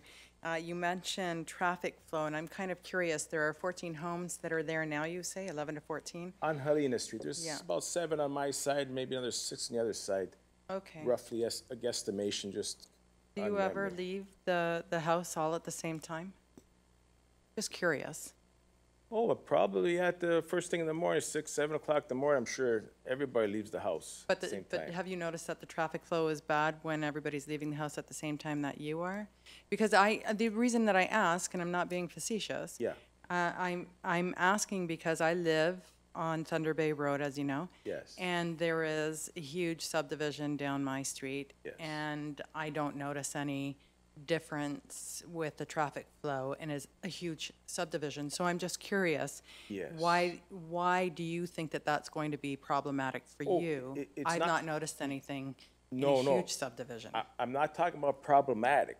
I'm about the traffic flow. I'm talking about the street is very narrow. It should be widened. The way the plan is presented, they don't take into consideration of widening that street, Floyd Place. Floyd Place should be widened to a regular 22-foot street. Right now, it's probably not even 16 feet wide. Should be widened with proper sidewalks and curbing. And in order to do that, you're gonna have to encroach, or not encroach, but go into the property. So when they do submit this, and if they're still gonna do parking ramp coming to Floyd Place should be redone and widened. Excuse me. Why don't we just look, everybody else has spoken. You had a chance to speak, so just let us do our thing, and please be quiet. Councillor Butler? Thank you, Your Worship. Mr. Spraz, I know that you are an expert in the field with respect to roads and driveways. Do you feel that there would be enough room to be able to do that on Floyd Street? Well, with the setbacks, with the houses, the only way for that to happen is the developer would have to give maybe 20 feet of their property to the town to widen the street, which will determine the new size of the building if they do that. And setbacks. Thank you. Any other councillors? Councillor Zanko and then Councillor Passero. Thank you, Your Worship. Through you to Mr. Safraza. Just a quick question. You had mentioned that during the public open house that was here at the atrium, there were some suggestions, and one of them was to move move the development to the west of the property. And when I'm looking at this map, I'm assuming that you're meaning west being this side where the interior side yard is? West, looking at the plan up there, west is the top. So the interior side yard where it's saying... Interior side yard, yes. And by doing that, remove that wing, you have a lot of wasted space on this pavilion, so they can take that wing, those 2 wings, and put it over there, move it over there, and it would give more of an entrance, and then they probably can change the whole parking ramp and come out this way and onto Helena Street. Many different ways designed, but they said they'd take it back to the drawing table, and it's the same drawing that was 2 months ago. And have you spoken with the residents that live on 660 and 652 Edgemere? So if the property was moved towards the exterior or the interior side yard, I would think that that would have a major effect on... Oh, I'm sure they'd be tickled pink. Okay, thank you, Your Worship. Councillor Passero. Merrick, that was my question as well, just to straighten out. It's tough when you look at some of these diagrams sometimes, and I'm thinking that the N in the circle at the bottom is probably not a compass, but your logo. It's just everything about this diagram makes it tough from a spatial perspective, so thank you. Thank you very much, Mr. Sfratza. We appreciate your redesign of this proposal. Thank you very much. Is there anyone else who wishes to address council? Mr. Miracle, you're taking advantage of our friendship. I'm going to let you ask one more question or make one more comment, and then we're going to be done. And don't repeat yourself. What'd you say? Okay, listen, I just had one quick question for you here. The process, going forward now from tonight. Yeah. I would imagine with all of this here stuff taken up that there would be no decision tonight? That's right. So what's happening tonight, we have a report on our agenda. It's for information purposes, so it provides us background information for purposes of the public meeting, so at least we've got some orientation. Council will then decide tonight whether to accept that report and direct staff to take into account everything that everyone has said, and then come back at a later date with a report giving us a recommendation as to what we should do in terms of this application, because the application has been made. Yep. And we don't know what the staff will recommend. We don't know what modifications might take place. We don't know what further discussions will take place with the developer. But nothing final is decided this evening. There will be a further report at some point in the future. At that point, council will have to make a decision as to whether to approve the application, whether to approve any modifications that have been made to it, or whether to decline, that is, defeat it. And at that point, there are certain rights that people have. Anyone who's not happy with our decision has the right to appeal to the Ontario Municipal Board, whether it's the residents or whether it's the developer. Okay, and at that point, it would be out of our hands. When the report comes back to you and you are going to make your decision, do we get, is this still a public, open public meeting we'll be invited to hear the results on it? It's a public, open meeting, but once this public meeting is closed, we won't be hearing further from... Exactly. I mean, I just want to know It's a public meeting, and it will be on our agenda. How the process is moving and what's happening on that there. That's what I'm concerned about. So it's a public meeting, it's on our agenda, and usually we would notify people who have addressed council. That's why we get your names and addresses, so that you'll be advised when the report is coming back, and the report will be part of our agenda, accessible by the public on our website. Permits. This is the third question you're asking. It's really just one. Permits aren't issued. Permits aren't issued until a decision has been made with respect to what's going to proceed, unless the developer were to decide to withdraw the application and simply proceed with what he's entitled to do now, which is, I believe, a 3-story building, but we'll clarify that with the lawyer. Well, because right now there is digging. When does the digging stop here, and when does everything put on hold until you make your final decision and permits are issued to go along? Do they keep digging right now here until eternity, until you make your decision, or so that's what's happening on that? All right, so we've already addressed that. That's an issue that's under the governance of the Ministry of Environment and Climate Change. The town doesn't deal with that. That's a cleanup of the property pursuant to environmental legislation. The town will not issue any permits for the excavation of basements or what have you until such time as a decision has been made with respect to this application and proper permits have been applied for. Good. Okay. So, there being no one else to address council, and Mr. Miracle about to sit down, I'm going to declare this public meeting closed, and we're going to take a 10-minute recess and come back at 8 o'clock. Dennis can't. If someone is they can't get his. Oh, can I just, where are you parked, Dennis? So there's a vehicle that's parked next to the handicapped spot out front, and it's so close that the individual who owns the vehicle can't get in. So would you please, if you're parked out front near the handicap spot, could you move your vehicle?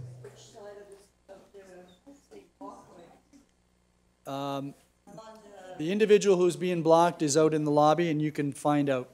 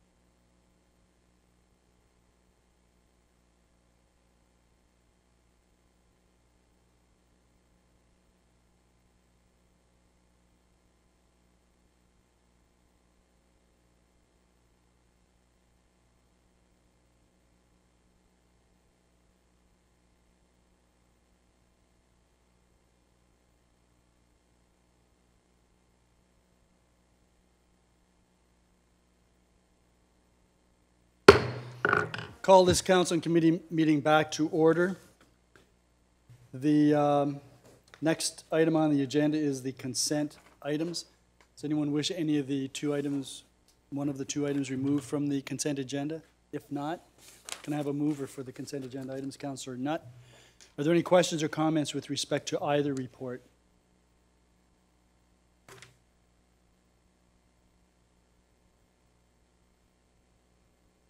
I just want to make a couple of comments with respect to the conventional public transit report.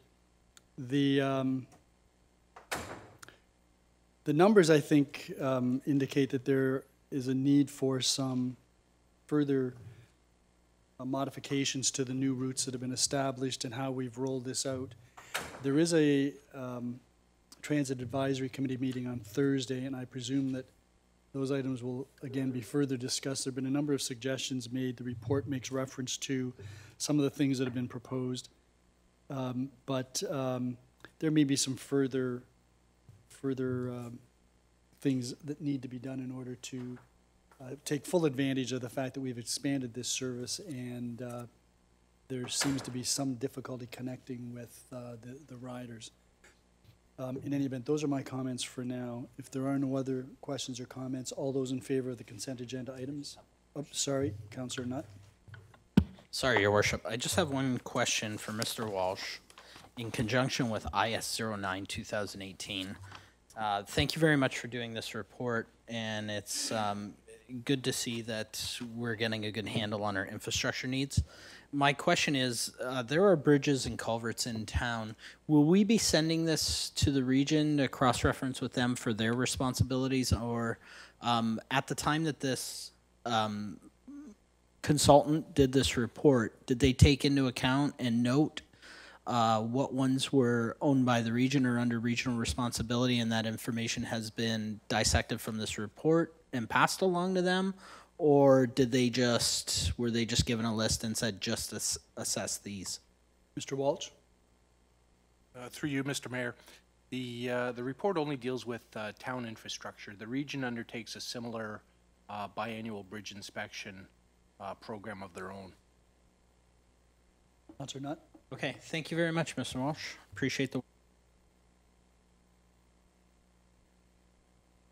There are no other questions. All those in favor of the consent agenda items? None opposed. That is carried. That takes us then to Planning and Development Services. Councillor Passero.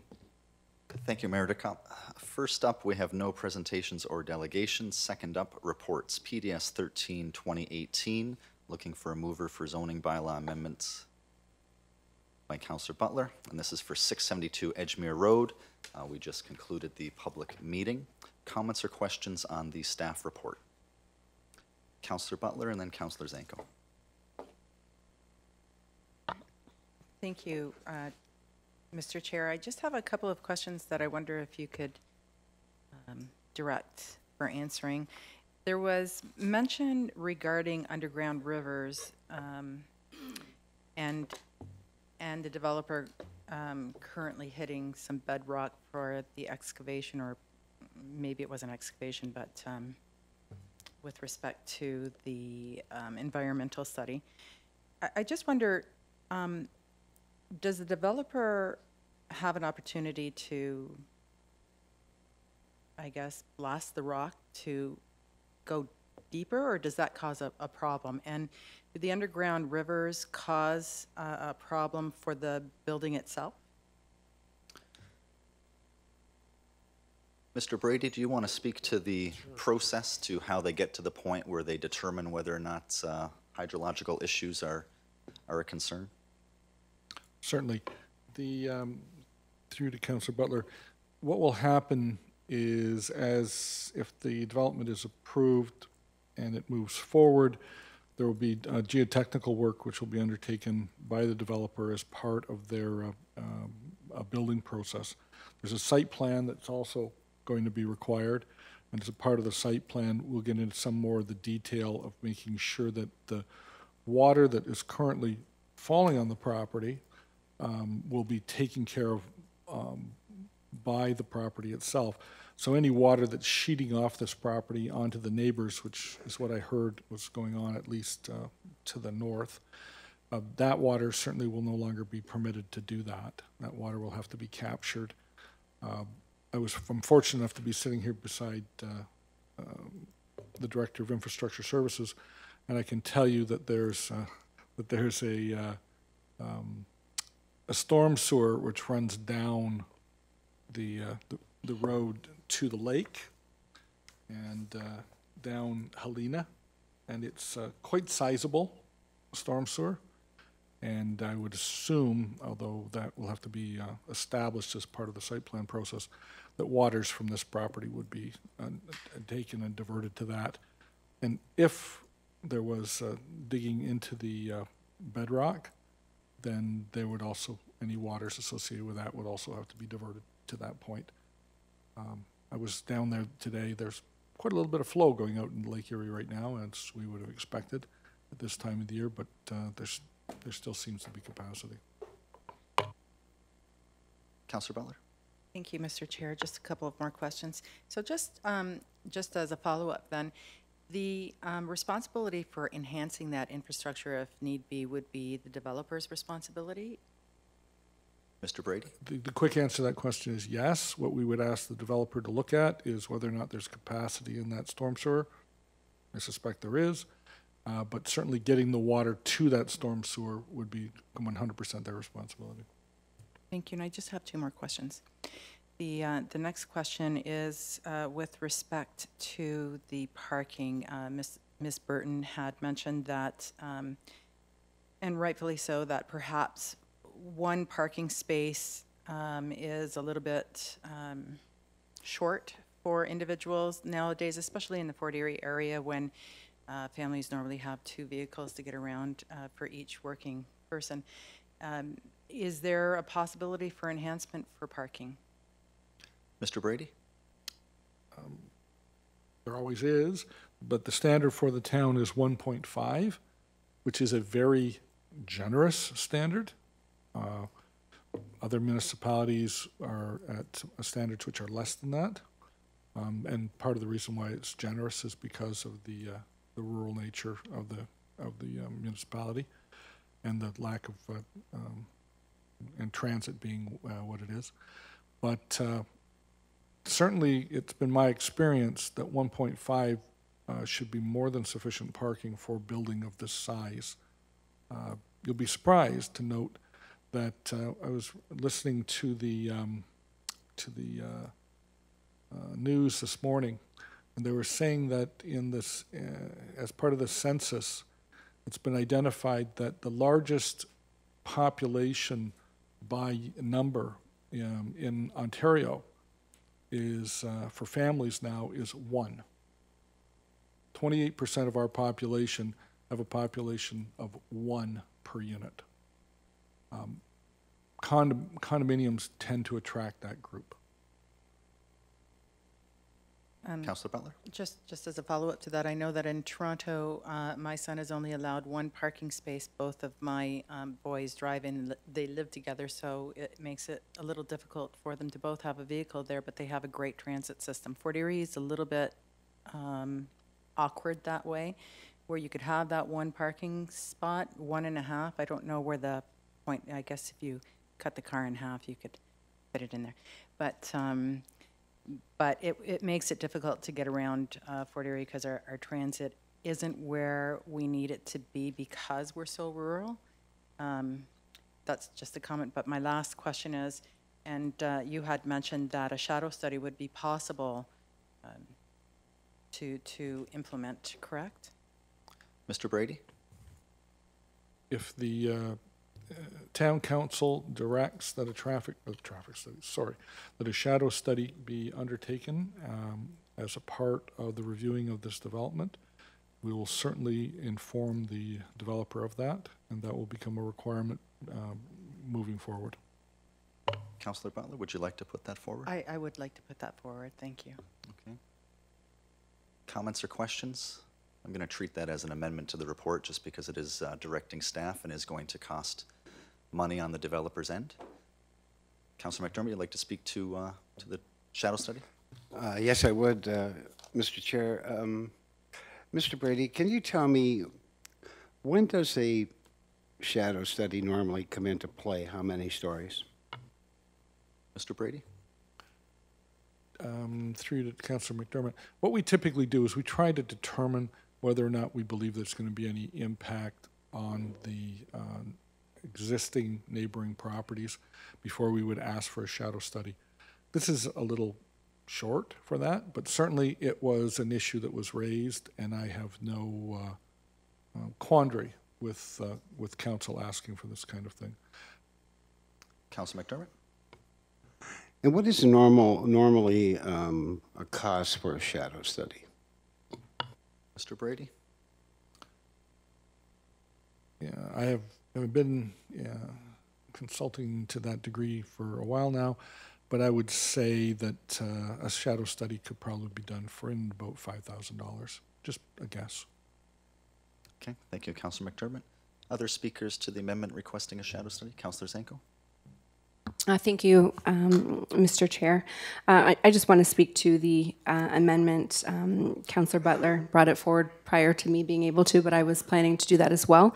So no, I thank you for bringing that forward. I don't know whether a shadow study is going to have that much of an impact on 3 stories versus 4 stories, but it is a concern that we heard throughout the night. So I'm hopeful that council will support that. Thank you. Just while that amendment's still on the floor, Mr. Brady, this shadow study, given the context of what we're discussing, would look at 3 stories as well as 4 stories and not just the 4 stories being proposed? If I was the developer and I was asked to do this shadow study, I would do the shadow study for 3 stories, and then I would do it for 4 stories and show the incremental difference, but that would be up to them. Okay. Mayor Redekop? In view of what we've heard, I would think that it might be prudent for the developer to look at shadowing for a building that's 16 meters high and then one that's perhaps a little, 11.6 meters, just so that there's no confusion as to how many stories and what the actual height is. No, it's a good point of clarification. I was going under 4 stories as to what's being proposed as to look at, but yeah, just so there's no ambiguity, we're looking at the total height of the absolute tallest piece. Seeing nothing further, all in favor of Councillor Butler's amendments? That's carried. So back to the report. Councillor Butler, you still have the floor. Okay, Councillor Zanko and then Councillor McDermott. Thank you, Mr. Chair. Through you to Mr. Brady. With regard to Floyd Place, it is a very, very narrow road, and I don't even know, obviously it's not even referred to as a road. I too have concern with the location of the parking garage and vehicles coming in and out, because I just don't see how it's possible with the width of the road.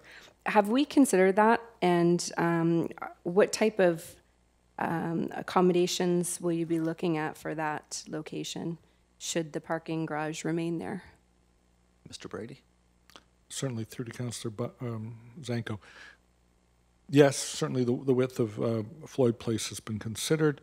Also, I think it's been mentioned in the information report that there will be a need for the upgrading of the road as part of this development, which would improve what's in place on Floyd Place right now. There is another form of study that council may wish to consider, and that is one that looks at turning movements, moving out of that onto Floyd Place. It may give you some assurance, if that kind of a study is undertaken, that there is sufficient area for that, or if it comes back and shows that it isn't, then it's something that would need to be corrected. So staff hasn't asked for that kind of a study, but if council has a concern based on the comments that have been given this evening, they may wish to set their mind to having a turning movement. That would be the term that you might want to think about, a turning movement study for the access onto Floyd Place. Councillor Zanko? Okay, thank you. I'm interested in perhaps that report. I just, when I look at Floyd, it just reminds me of Hibbert, and my concern is that we're going to be in the same kind of mess. Although it's not the same, there still is some, I think, a couple homes on Floyd. So I definitely think it would be interesting to have a better assessment on the vehicles coming in and out. But I'm going to leave that and hear my other colleagues' comments on that. Through you, if I could, to Mr. Walsh. The other major, I guess, concern that we've heard tonight and during the public open house was flooding issues. And I know Mr. Brady addressed some of the flooding questions with regard to the storm sewer that we have currently.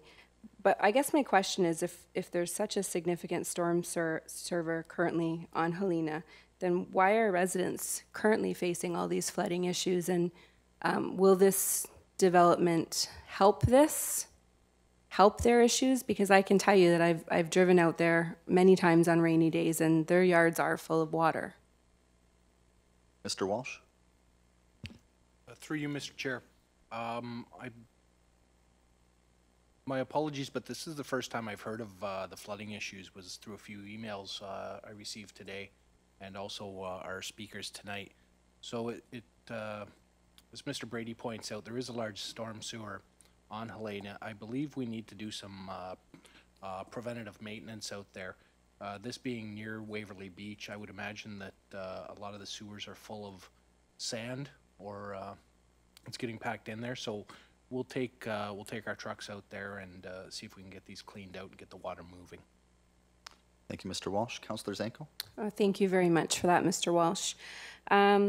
Through you, Mr. Chair, I guess back to Mr. Brady, and this might sound like a really dumb question, but with regard to parking in the 1.5 units, what is the 0.5? What does that mean? Because as Councillor Butler said, you can't park a car and a half in one spot. So what is that considered?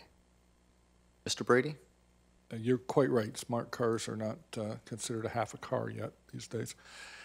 It's a numeric number that basically says if you have, say, 10 apartments and the standard is 1.5, you need to have 15 parking spaces. So it says, therefore, some of the units will need one, some of the units may need two as it moves forward. Often in condominium development, what happens is that a parking space is provided with the cost of the condominium.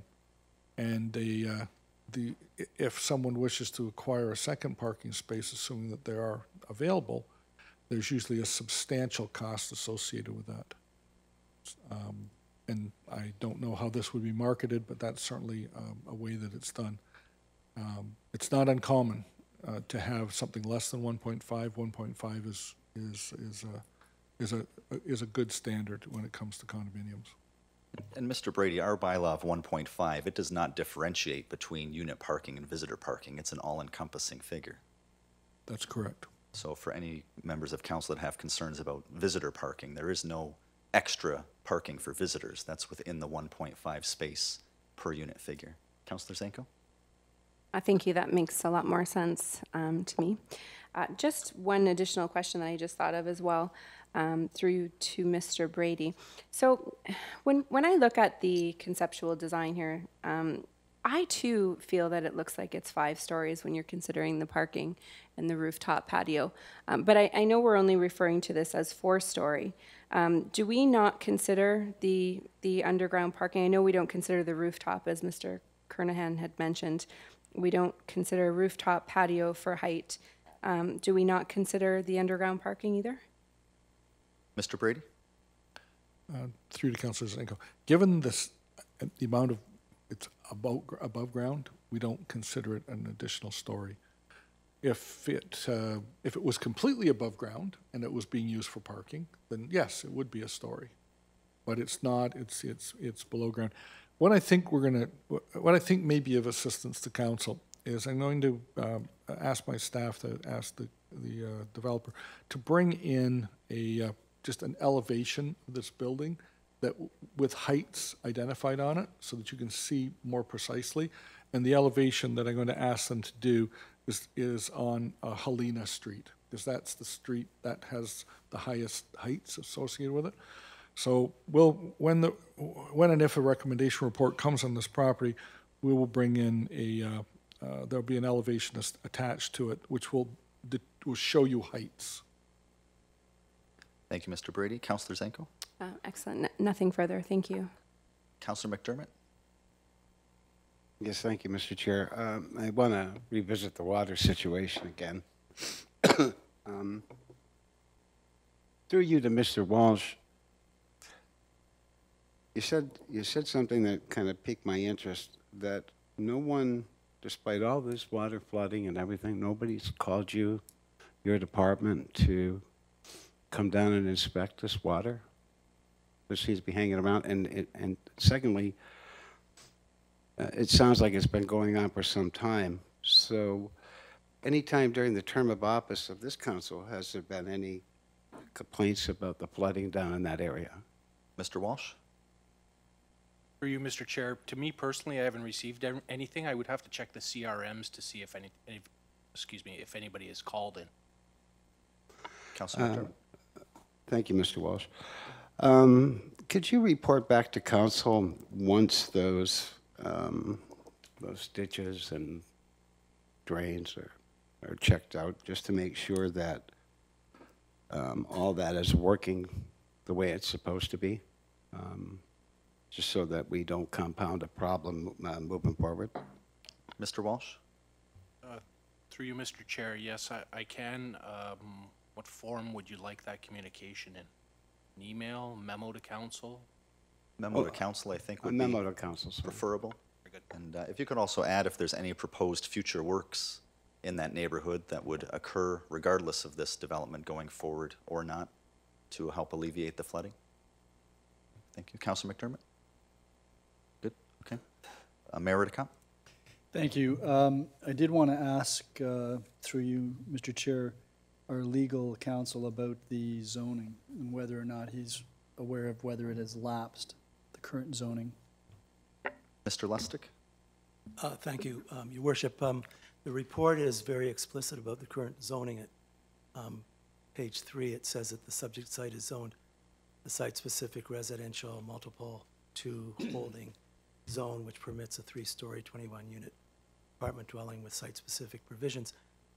I spoke with the planners during the break to ask whether there were any conditions, such as temporary use conditions, and they advised me that there were none. There is an H designation, but I'm told that that has to do with site plan agreement, so that in some the bylaws enforce, the current bylaws enforce. And as to the discussion about, or the comments made about former councillors, I obviously can't make any comments about that, but it does take a majority of the members of council to amend or repeal a bylaw, and that appears not to have happened. Well, thanks. I think Mr. Miracle was simply passing on what he had been advised. I don't think that he was suggesting that they could change it themselves. I'm wondering if it's possible to get an aerial photo of this particular site sometime when the Waverly Hotel was still standing, which would have been sometime, I guess. Mr. Kernahan?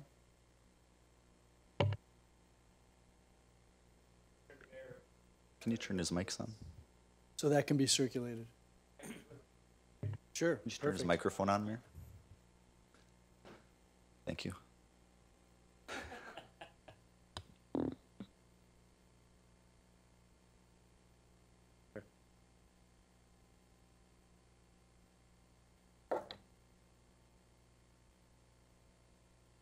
And this will be circa Waverly Tavern.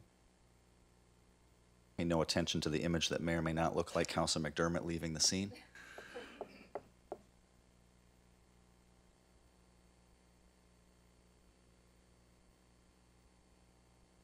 Okay, so it is set back over to the easterly limit of the property and set some distance south of Floyd Place.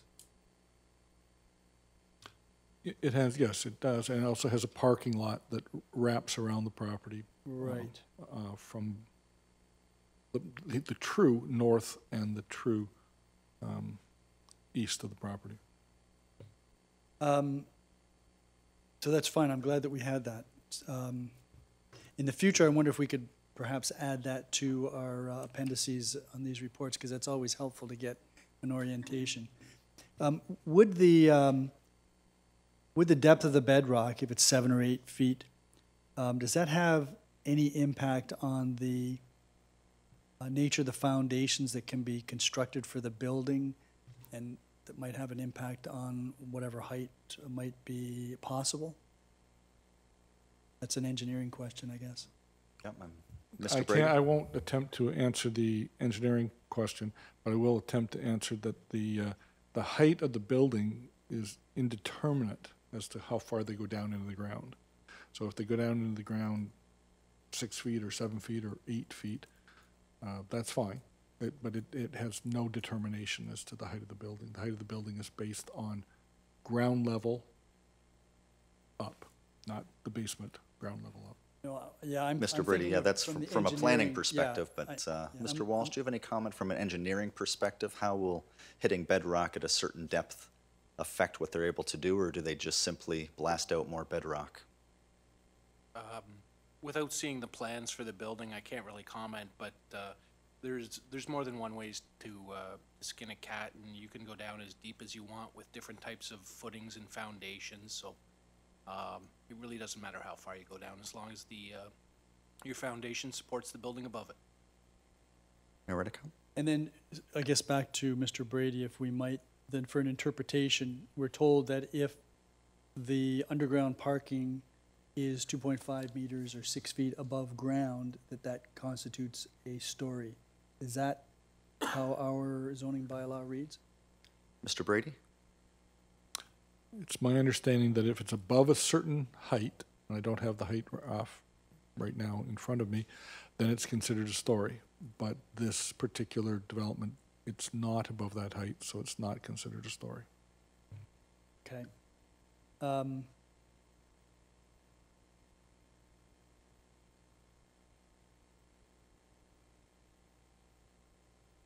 So then I guess the only other concern that I had related to, I know that the drainage will be dealt with, related to the parking, and I just don't think 7.5 or 7 visitor spaces is adequate. I really think we should be looking at something a little bit healthier than that. It's a very busy park, and I can see problems. Those are my comments. There is one option that was raised this evening, which I thought was interesting, and that was the one that suggested that there be some, if you will, off-street parking on Edgemere. There is off-street parking on Edgemere into the park, and there is a fairly healthy area. It would be parking that would be constructed on our road allowance, but nonetheless, that is an area that we could suggest that there would be additional parking provided, and that wouldn't be exclusively for the condominium, but it would certainly provide for additional parking in that neighborhood. Mr. Brady, one of the concerns was residents with multiple cars or visitors to the residence at 672 monopolizing the parking at Waverly Beach Park. What are our current parking bylaws regarding that? I know that between 2 a.m. and 6 a.m. during winter control months, can't park anywhere, but can somebody park in a park overnight?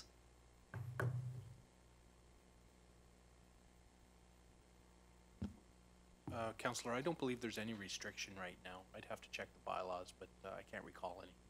That might be something we have to look at, because I'd hate to see residents monopolizing a space for 2 or 3 days at a time while they're binge watching Orange is the New Black or something like that. If it became an issue, then certainly there could be parking provisions put in place. Okay. I know the NPC parkettes, it's like midnight to 6 a.m. or something like that. So, okay, maybe if you could circulate that as well to members of council regarding parking restrictions. I just had one other question, and again, it came out of a comment made by Mr. Miracle, and that had to do with this apparent condition that there had to be 75% occupancy of the building when the previous zoning was granted before a building permit would be issued. Does anybody have any recollection of that? Mr. Lustig, anything in your search? I don't have any recollection of it, but in asking Kira Dolch about it, she guessed that there may be some confusion because that was a provision in the Bay Beach development process, but Right. not in this one. Right. And I think it's, generally speaking, there's a percentage of units that have to be sold typically before you can get the financing to construct. In any event, those are my questions. Thank you. Thank you. Councillor Nutt, did you have your hand up? No? Councillor Zanko? Thank you. Through you to Mr. Kernahan. Could you pull up that aerial photo of the Waverly Tavern again for me?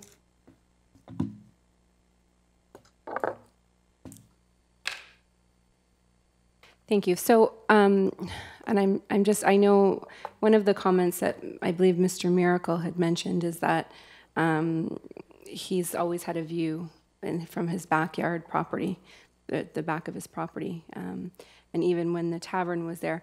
Is the second house in from Floyd, that's Mr. Miracle's home, is it not? Okay. Okay, and so, all right, that answers my question. Thank you.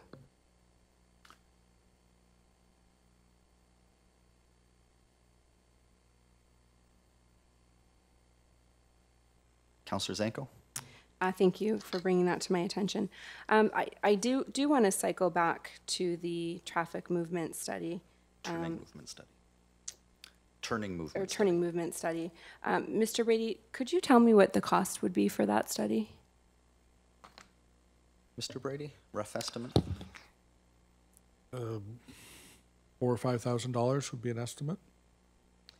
I'm wondering if my colleagues would have an appetite for supporting an amendment and including that, just given how narrow Floyd is, especially. We will find out. Are you putting that forward? Yes, please. Okay. So Councillor Zanko is requesting that. Comments or questions? Seeing none, all in favor? Okay, so that carries for a turning movement study. I don't see anything further from members of council, so we have a report as amended, including a shadow study. Councillor Nutt? Yep. Mr. Kernahan, can you please come back to the podium? I just need to get clarification on Councillor Zanko's last question because the address that I noted for Mr. Miracle was on Helena, not on Floyd. Could you put that drawing back up? Okay, so his house on that picture would be the brown roof topped, and you can see his deck there, which would make it virtually impossible if the Waverly Hotel for him to see the lake. Is that a fair? That's a fair assessment, yes. Okay. Thank you very much. Yeah, just because you said Floyd, I just want to make sure, because I wrote down his address as being on Helena, so I just want to get verification that was in fact his house. Yep. Thank you. 332 Helena. Seeing nothing further, so we have that report as amended requiring a shadow study as well as a turning movement study. Final chance for comments or questions from council. Seeing none, all in favor? And that's carried. We'll go on to PDS 14-2018, moved by Mayor Ridicop, the Crystal Beach Secondary Plan Initiation and Authorization Recommendation Reports. Speakers to that? Seeing none, all in favor? That's carried. PDS 15-2018, noting the mayor's conflict, looking for a mover for the proposed red line revision to draft plan of subdivision for Hershey Estates. Councillor Zanko, comments or questions? Mr. Brady, the lands that are designated as EPA lands, what happens to them going forward should zonings change or governments change? Are those always locked in as EPA?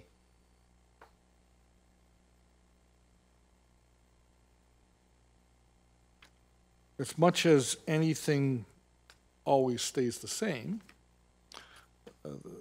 when provincially significant wetlands have been identified, typically they remain as that for a very, very long period of time, and therefore the EPA stays on those lands. It would be my expectation that that land would remain as environmentally protected area for the long foreseeable future. And those lands would continue to be in the hands of the developer, or would those be turned over to the municipality?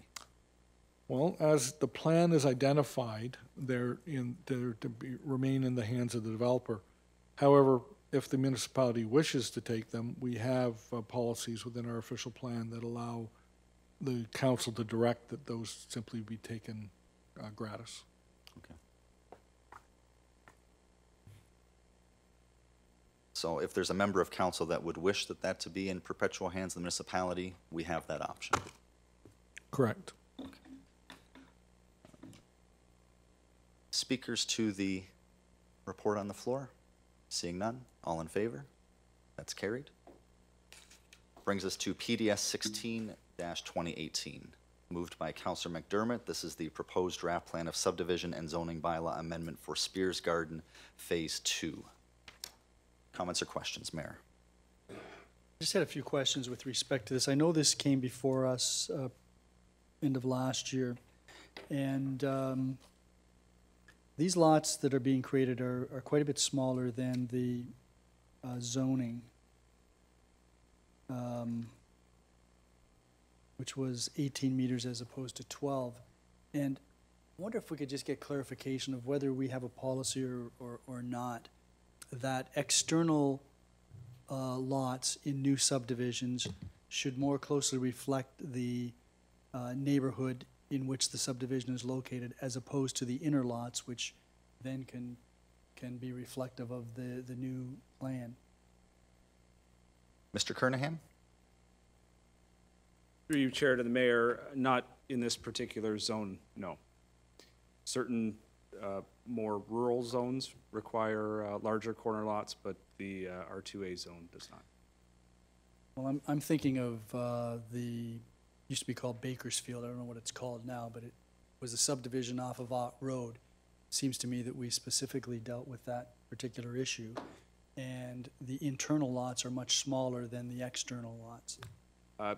Oftentimes, when compatibility is under question, there's the ability to request such a provision, but there's no policy in place which requires it.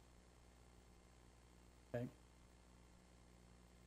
And do we have a policy with respect to the size of buildings that are adjacent to existing neighborhoods as opposed to the size of buildings within a subdivision? Through you, Mr. Chair, again to the Mayor, no, that's governed through setbacks and lot coverage. So again, it occurred to me that we had dealt with building heights in that particular subdivision in Stevensville, and I think the residents were concerned about the height of some of the houses, so they're higher inside, I believe, and lower around the perimeter. But that's not a policy. For you again, no, it's not policy. When it comes into question through neighborhood comments, that's certainly something we have the ability to request. There was a reference to a residence that is on the south side of Seymour, wooden fence, and I note that's one of the conditions that's going to be required. There was also concern expressed by the owner about a row of cedar bushes. And what happens if those cedars are detrimentally affected by construction of the road? Will the developer be required to replace those? Mr. Kernahan? Through you, Mr. Chair, to the Mayor, at this point, there's no provision in place to require that. We're not entirely certain, based on the mapping that we have, where those cedars are at this point. The resident's contention certainly is that they're on her property, and our assumption, based on consultation with our development coordinators, that the construction of that roadway shouldn't have any impact on those, provided they're on her property, given that the roadway itself will be set back a distance from that property line. But so logistically speaking, if those cedars are inside the property owner's property, the fence should be outside of those and on the south side of Seymour. That's correct. The draft plan condition which we're proposing is that the location and the construction of that fence be to the satisfaction of the Director of Planning and Development Services. So there's some leeway in that respect. Okay. I noticed that the house which faces Pettit now is going to be divided into two, and those lots will also face Seymour. Is that correct? That's correct. And that means that the sidewalk, I presume, is going to be on the north side of Seymour? That's correct. So there will be, one of those lots will have a fairly lengthy side yard on Pettit. Mr. Carney? Through you, Mr. Chair, to the mayor, presumably a minimum of 3 meters, A minimum of 3 meters. What? which would comply with the zoning. Well, the side yard will run the whole distance of the lot. So, and that westerly lot line will be along Pettit Road for the depth of the lot. Correct. So you're saying that the 3 meters is the setback for construction? To the dwelling. Right. Okay.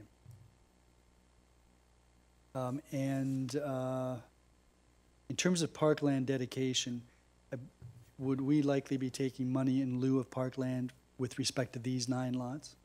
Through you, Mr. Chair, that's correct, 5% cash in lieu. And this report also makes reference to the Spears Garden subdivision. And someplace in there, I presume that there's a park. That would be Appendix 2, I think, of the report on page 14.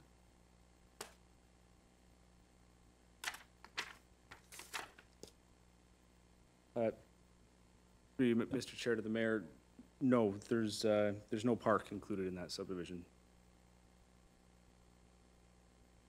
So for this neighborhood, would you know where the closest park is? We're looking at Optimists for a community park. Thank you. So down at the other end of Pettit. Okay. Do we have a policy with respect to parks, playgrounds in subdivisions? Mr. Brady, how does this fit in with our current public or Parks and Open Space Master Plan review?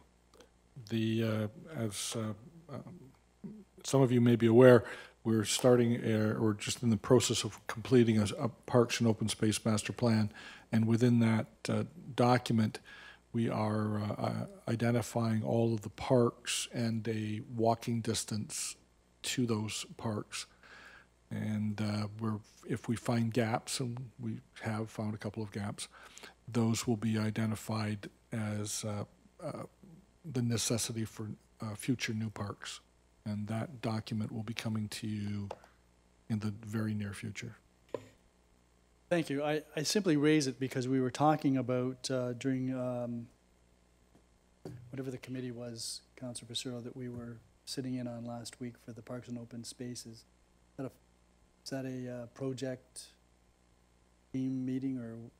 That was for Parks and Open Space, yeah. That's Right. the one Mr. Brady's referring to. Right. So we were talking about ways to attract families. And families are attracted to amenities, and parks and playgrounds are amenities, and we were talking about timing of putting those in. So I simply raise that question because this would be a fairly large subdivision. There's a potential for a subdivision to the east of that. On the west side of Pettit, there's a large subdivision going in. I don't know whether we've made arrangements for a park there. It's close to the school, so maybe that's the park. But that was kind of the basis of my question. And then just one final question relative again to the subdivision, Spears Garden subdivision. In this plan, and when the area to the east of this was originally being planned for subdivisions, because there are several in here, there was a thought for wildlife corridors. This particular plan of subdivision doesn't appear to have any type of wildlife corridor. But there would still be land to the north of this subdivision over towards Birdie Street, I presume. So that if there were further development, we would have to be contemplating a corridor, I would presume. Mr. Kernahan, the dead-end turning circle, how does that configure towards future development works? Oh, through you, Mr. Chair, I believe there's two separate questions here. The mayor's first relates to wildlife corridors. There are no identified wildlife corridors on this particular site. I don't have the mapping in front of me, but certainly if there were on some lands to the north, we're very near the northern urban boundary here. Right. So Right. development north of this site is rather limited, but if there was a proposal for it and there was wildlife corridor on site, we'd certainly require that the developer look at that prior to submitting their application. Yeah. Relative. Go ahead. Just to the chair's question regarding the dead-end street, certainly the thought is that provision would be made for a future connection to the east should that land come under development. Okay. But to the north, we're near the height of land, That's correct. which is the urban boundary. Which is the urban boundary. Okay. Thank you very much. Thank you, Mayor Redecamp. I notice that we have a couple members of the gallery still here from the public meeting. So we did pass the report, which just means we've received it. We've provided staff with direction to come back. So at a date in the future, they will come back with an additional report, and everyone who spoke tonight will get notified of that meeting. So there won't be any more conversation tonight on the Edgemere issue. Okay? Have a good evening. Further comments or questions on Spears Garden Phase 2? Seeing none, all in favor? That's carried. New business or inquiries under Planning and Development Services? Seeing none, comments under the business status reports? Seeing none, I'll turn the chair back to Mayor Redecamp. Thank you very much, Councillor Passero. That takes us to Infrastructure Services, Councillor Zanko. Yes, thank you, Your Worship.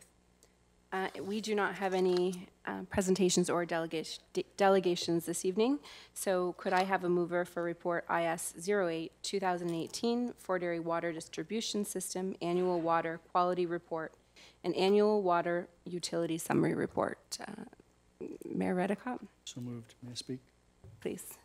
Yeah, I just wanted to congratulate the water management team and water quality management team. This is another excellent report with excellent results and not achieved without a lot of effort and planning. So please pass that on, Mr. Walsh. I did have a couple of questions. The first was, how much cast iron water mains do we still have in the town? Mr. Walsh? Through you, Madam Chair, we're somewhere around 60 kilometers still. And do we have permanent sampling stations now? Yes, we do. So at some point, could you provide us with some particulars of that? I'm sorry, what's the particulars of Yeah, our sampling? how many, where? Sure, Sampling yeah. stations? Sure. Permanent sampling stations? And finally, what is the status of the leak detection efforts? Have we gotten to zone metering yet, or is that still something that's on the books? Mr. Walsh? Thank you, Madam Chair. We have not rolled out a zone metering program yet. It's quite comprehensive and quite expensive. We're still looking at the logistics of undertaking one. We do have a leak detection program in where we hire a specialized consultant to target certain areas of town.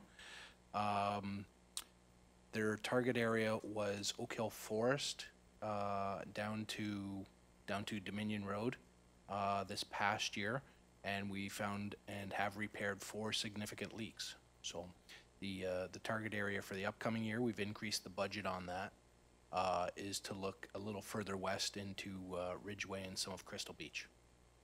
Thank you.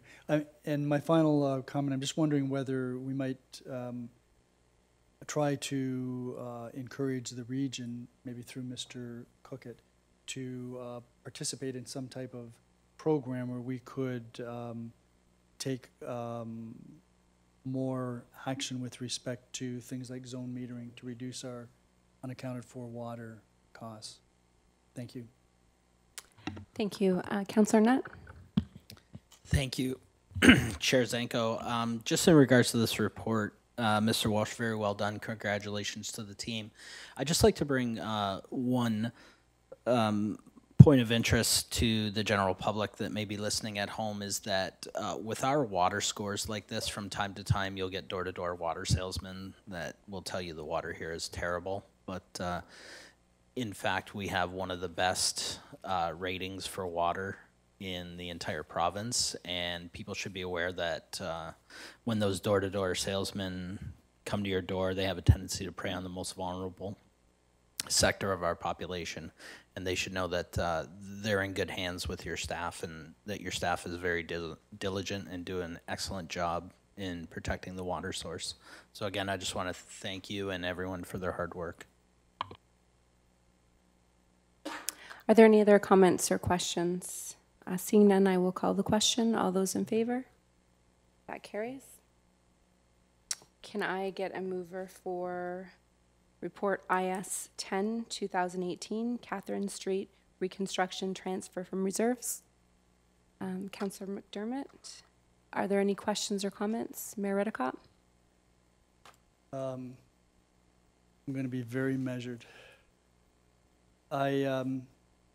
I'd asked for the report where we accepted and approved the tender with respect to this project, because I was curious about the wording relative to exactly the basis for this contract. I had not heard unit price contract in connection with this, or really many of the large projects that we're doing. I had assumed that these were set price contracts with upset limits, and extra costs were obtained through change orders. It turns out that that may not be the case, and Mr. Walsh was good enough to provide us with some background relative to this. I think that we need to look at a system where we have, I think, better opportunities for us to control these costs. It's all well and good for us to get into a project where there are issues that arise that weren't contemplated, and then there can be some discussion about how they're going to be addressed, what the potential costs might be.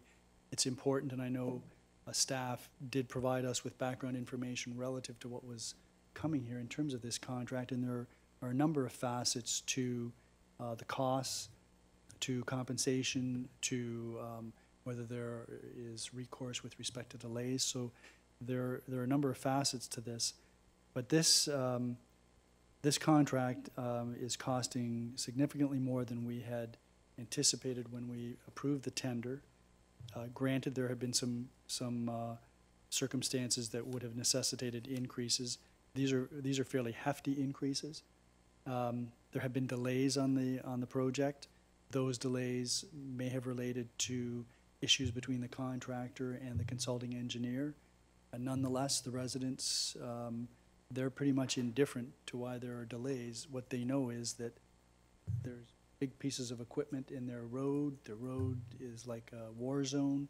It's not getting done. And so this has been a contract that has created a lot of anxiety and stress for residents, town staff, councilors, and probably the consulting engineer and the contractor as well. So I'm going to support this because we need to get this job completed, and I would trust that if there's any recourse available to us, that the CAO and the Director of Infrastructure Services and our lawyer will make sure that we're apprised of that and that we can take whatever steps are available. Are there any other comments or questions? Councillor Nutt? Yes, through you, Madam Chair, to Mr. Walsh. I'm not an infrastructure expert, so I'm going to rely on your expertise here. In reviewing the information that you sent to us, two of the bids were relatively the same, and the third bidder was there was a distinct difference, more than $1 million difference between that. Do you know if the bidder who bid the highest, which their bid is going to be very close once we add this 1.4 to the actual job on what we spend. It's going to be very close to what the job is actually costing. Do you know if there was a difference in methodologies used between the bidders when they submitted their quotes? Is there something maybe in the future that we should be specifically placing in our RFP to prevent this type of situation? Through you, Madam Chair, with respect to Beam's bid on this, their bid was simply a reflection of their business position. They had lots of work and they could afford to go high on their price on that. I did speak to them following the close of tender, and that was their explanation. With respect to the works we're doing within the contract, I am going to put together a debrief on this project on a number of issues that I feel present significant opportunities for improvement. I'll share those thoughts with council at the appropriate time. But one of them includes our work up front in the RFP stage. So yes, there are opportunities here. Thank you very much, Mr. Walsh. It's very encouraging that you're going to have a debrief on this. I think that we'll all be interested and able to learn something from this particular job. But I just want to thank you for your hard work and your expert opinion on that. Thank you, Councillor Nutt. Is there any other comments or questions? No, seeing none, I will call the question. All those in favor? That passes. Are there any items of new business or inquiries from council? Councillor Passero? Thank you, Councillor Zanko. I'm just wondering, I checked the last couple of Traffic Coordinating Committee minutes, and this may have happened prior to that. I'm just trying to follow up on something that I had meant to do our last council meeting, which is a request I had made for the TCC to look at the intersection at Lavinia and High Street. I don't know if that ever made it onto a TCC agenda. I'm not expecting Mr. Walsh to know every agenda, but I'll forward you this in the morning, and if it hasn't, I'm hoping it can get on for the next meeting. Through you, Madam Chair. Sorry. Our next meeting is March 28th, but the matter you speak to does not sound familiar at all. Okay, so I'll forward that your way. Thank you, Madam Chair. Thank you. Are there any other inquiries or matters of new business? Seeing none, that brings us to the business status report. Does any members of council have questions? Seeing none, I will hand the chair back to you, Your Worship. Thank you very much, Councillor Zanko. That takes us to Corporate and Community Services, Councillor Nutt. Thank you very much, Your Worship. Corporate and Community Services hereby open. Tonight we have no presentations. Tonight we also have no reports. And we'll move right into new business. Are there any items of new business from any council members? Any bananas? Seeing none, we'll move right into the business status report. Comments or questions on the business status report? Seeing none, just before I hand the chair back to you, I just want to thank Mr. Jansen and the finance staff for all the hard work they did during the budget time, and I hope Mr. Jansen takes that staff out and treats them well. Thank you very much, Your Worship. I'll pass the chair back to you. At Mr. Jansen's expense, no doubt. Oh, yeah. I didn't mean on the town's dime. Of course, I meant on Mr. Jansen's. Perfect. Scheduling of meetings. As I mentioned, we have a Transit Advisory Committee meeting on Thursday, Town Hall at 1 o'clock. Any other meetings coming up? If none, Councillor Nutt, back to you. Thank you, Worship. Before I make a motion to adjourn, I would just like to congratulate Kathy. That is a very, very sharp tie you're wearing tonight, and she did a very good job picking that out. The Council Committee for the Town of Fort Erie hereby adjourns at 9:01 p.m. You know, there are some comments I could make, but I'm not. All those in favor of adjourning? That is unanimous.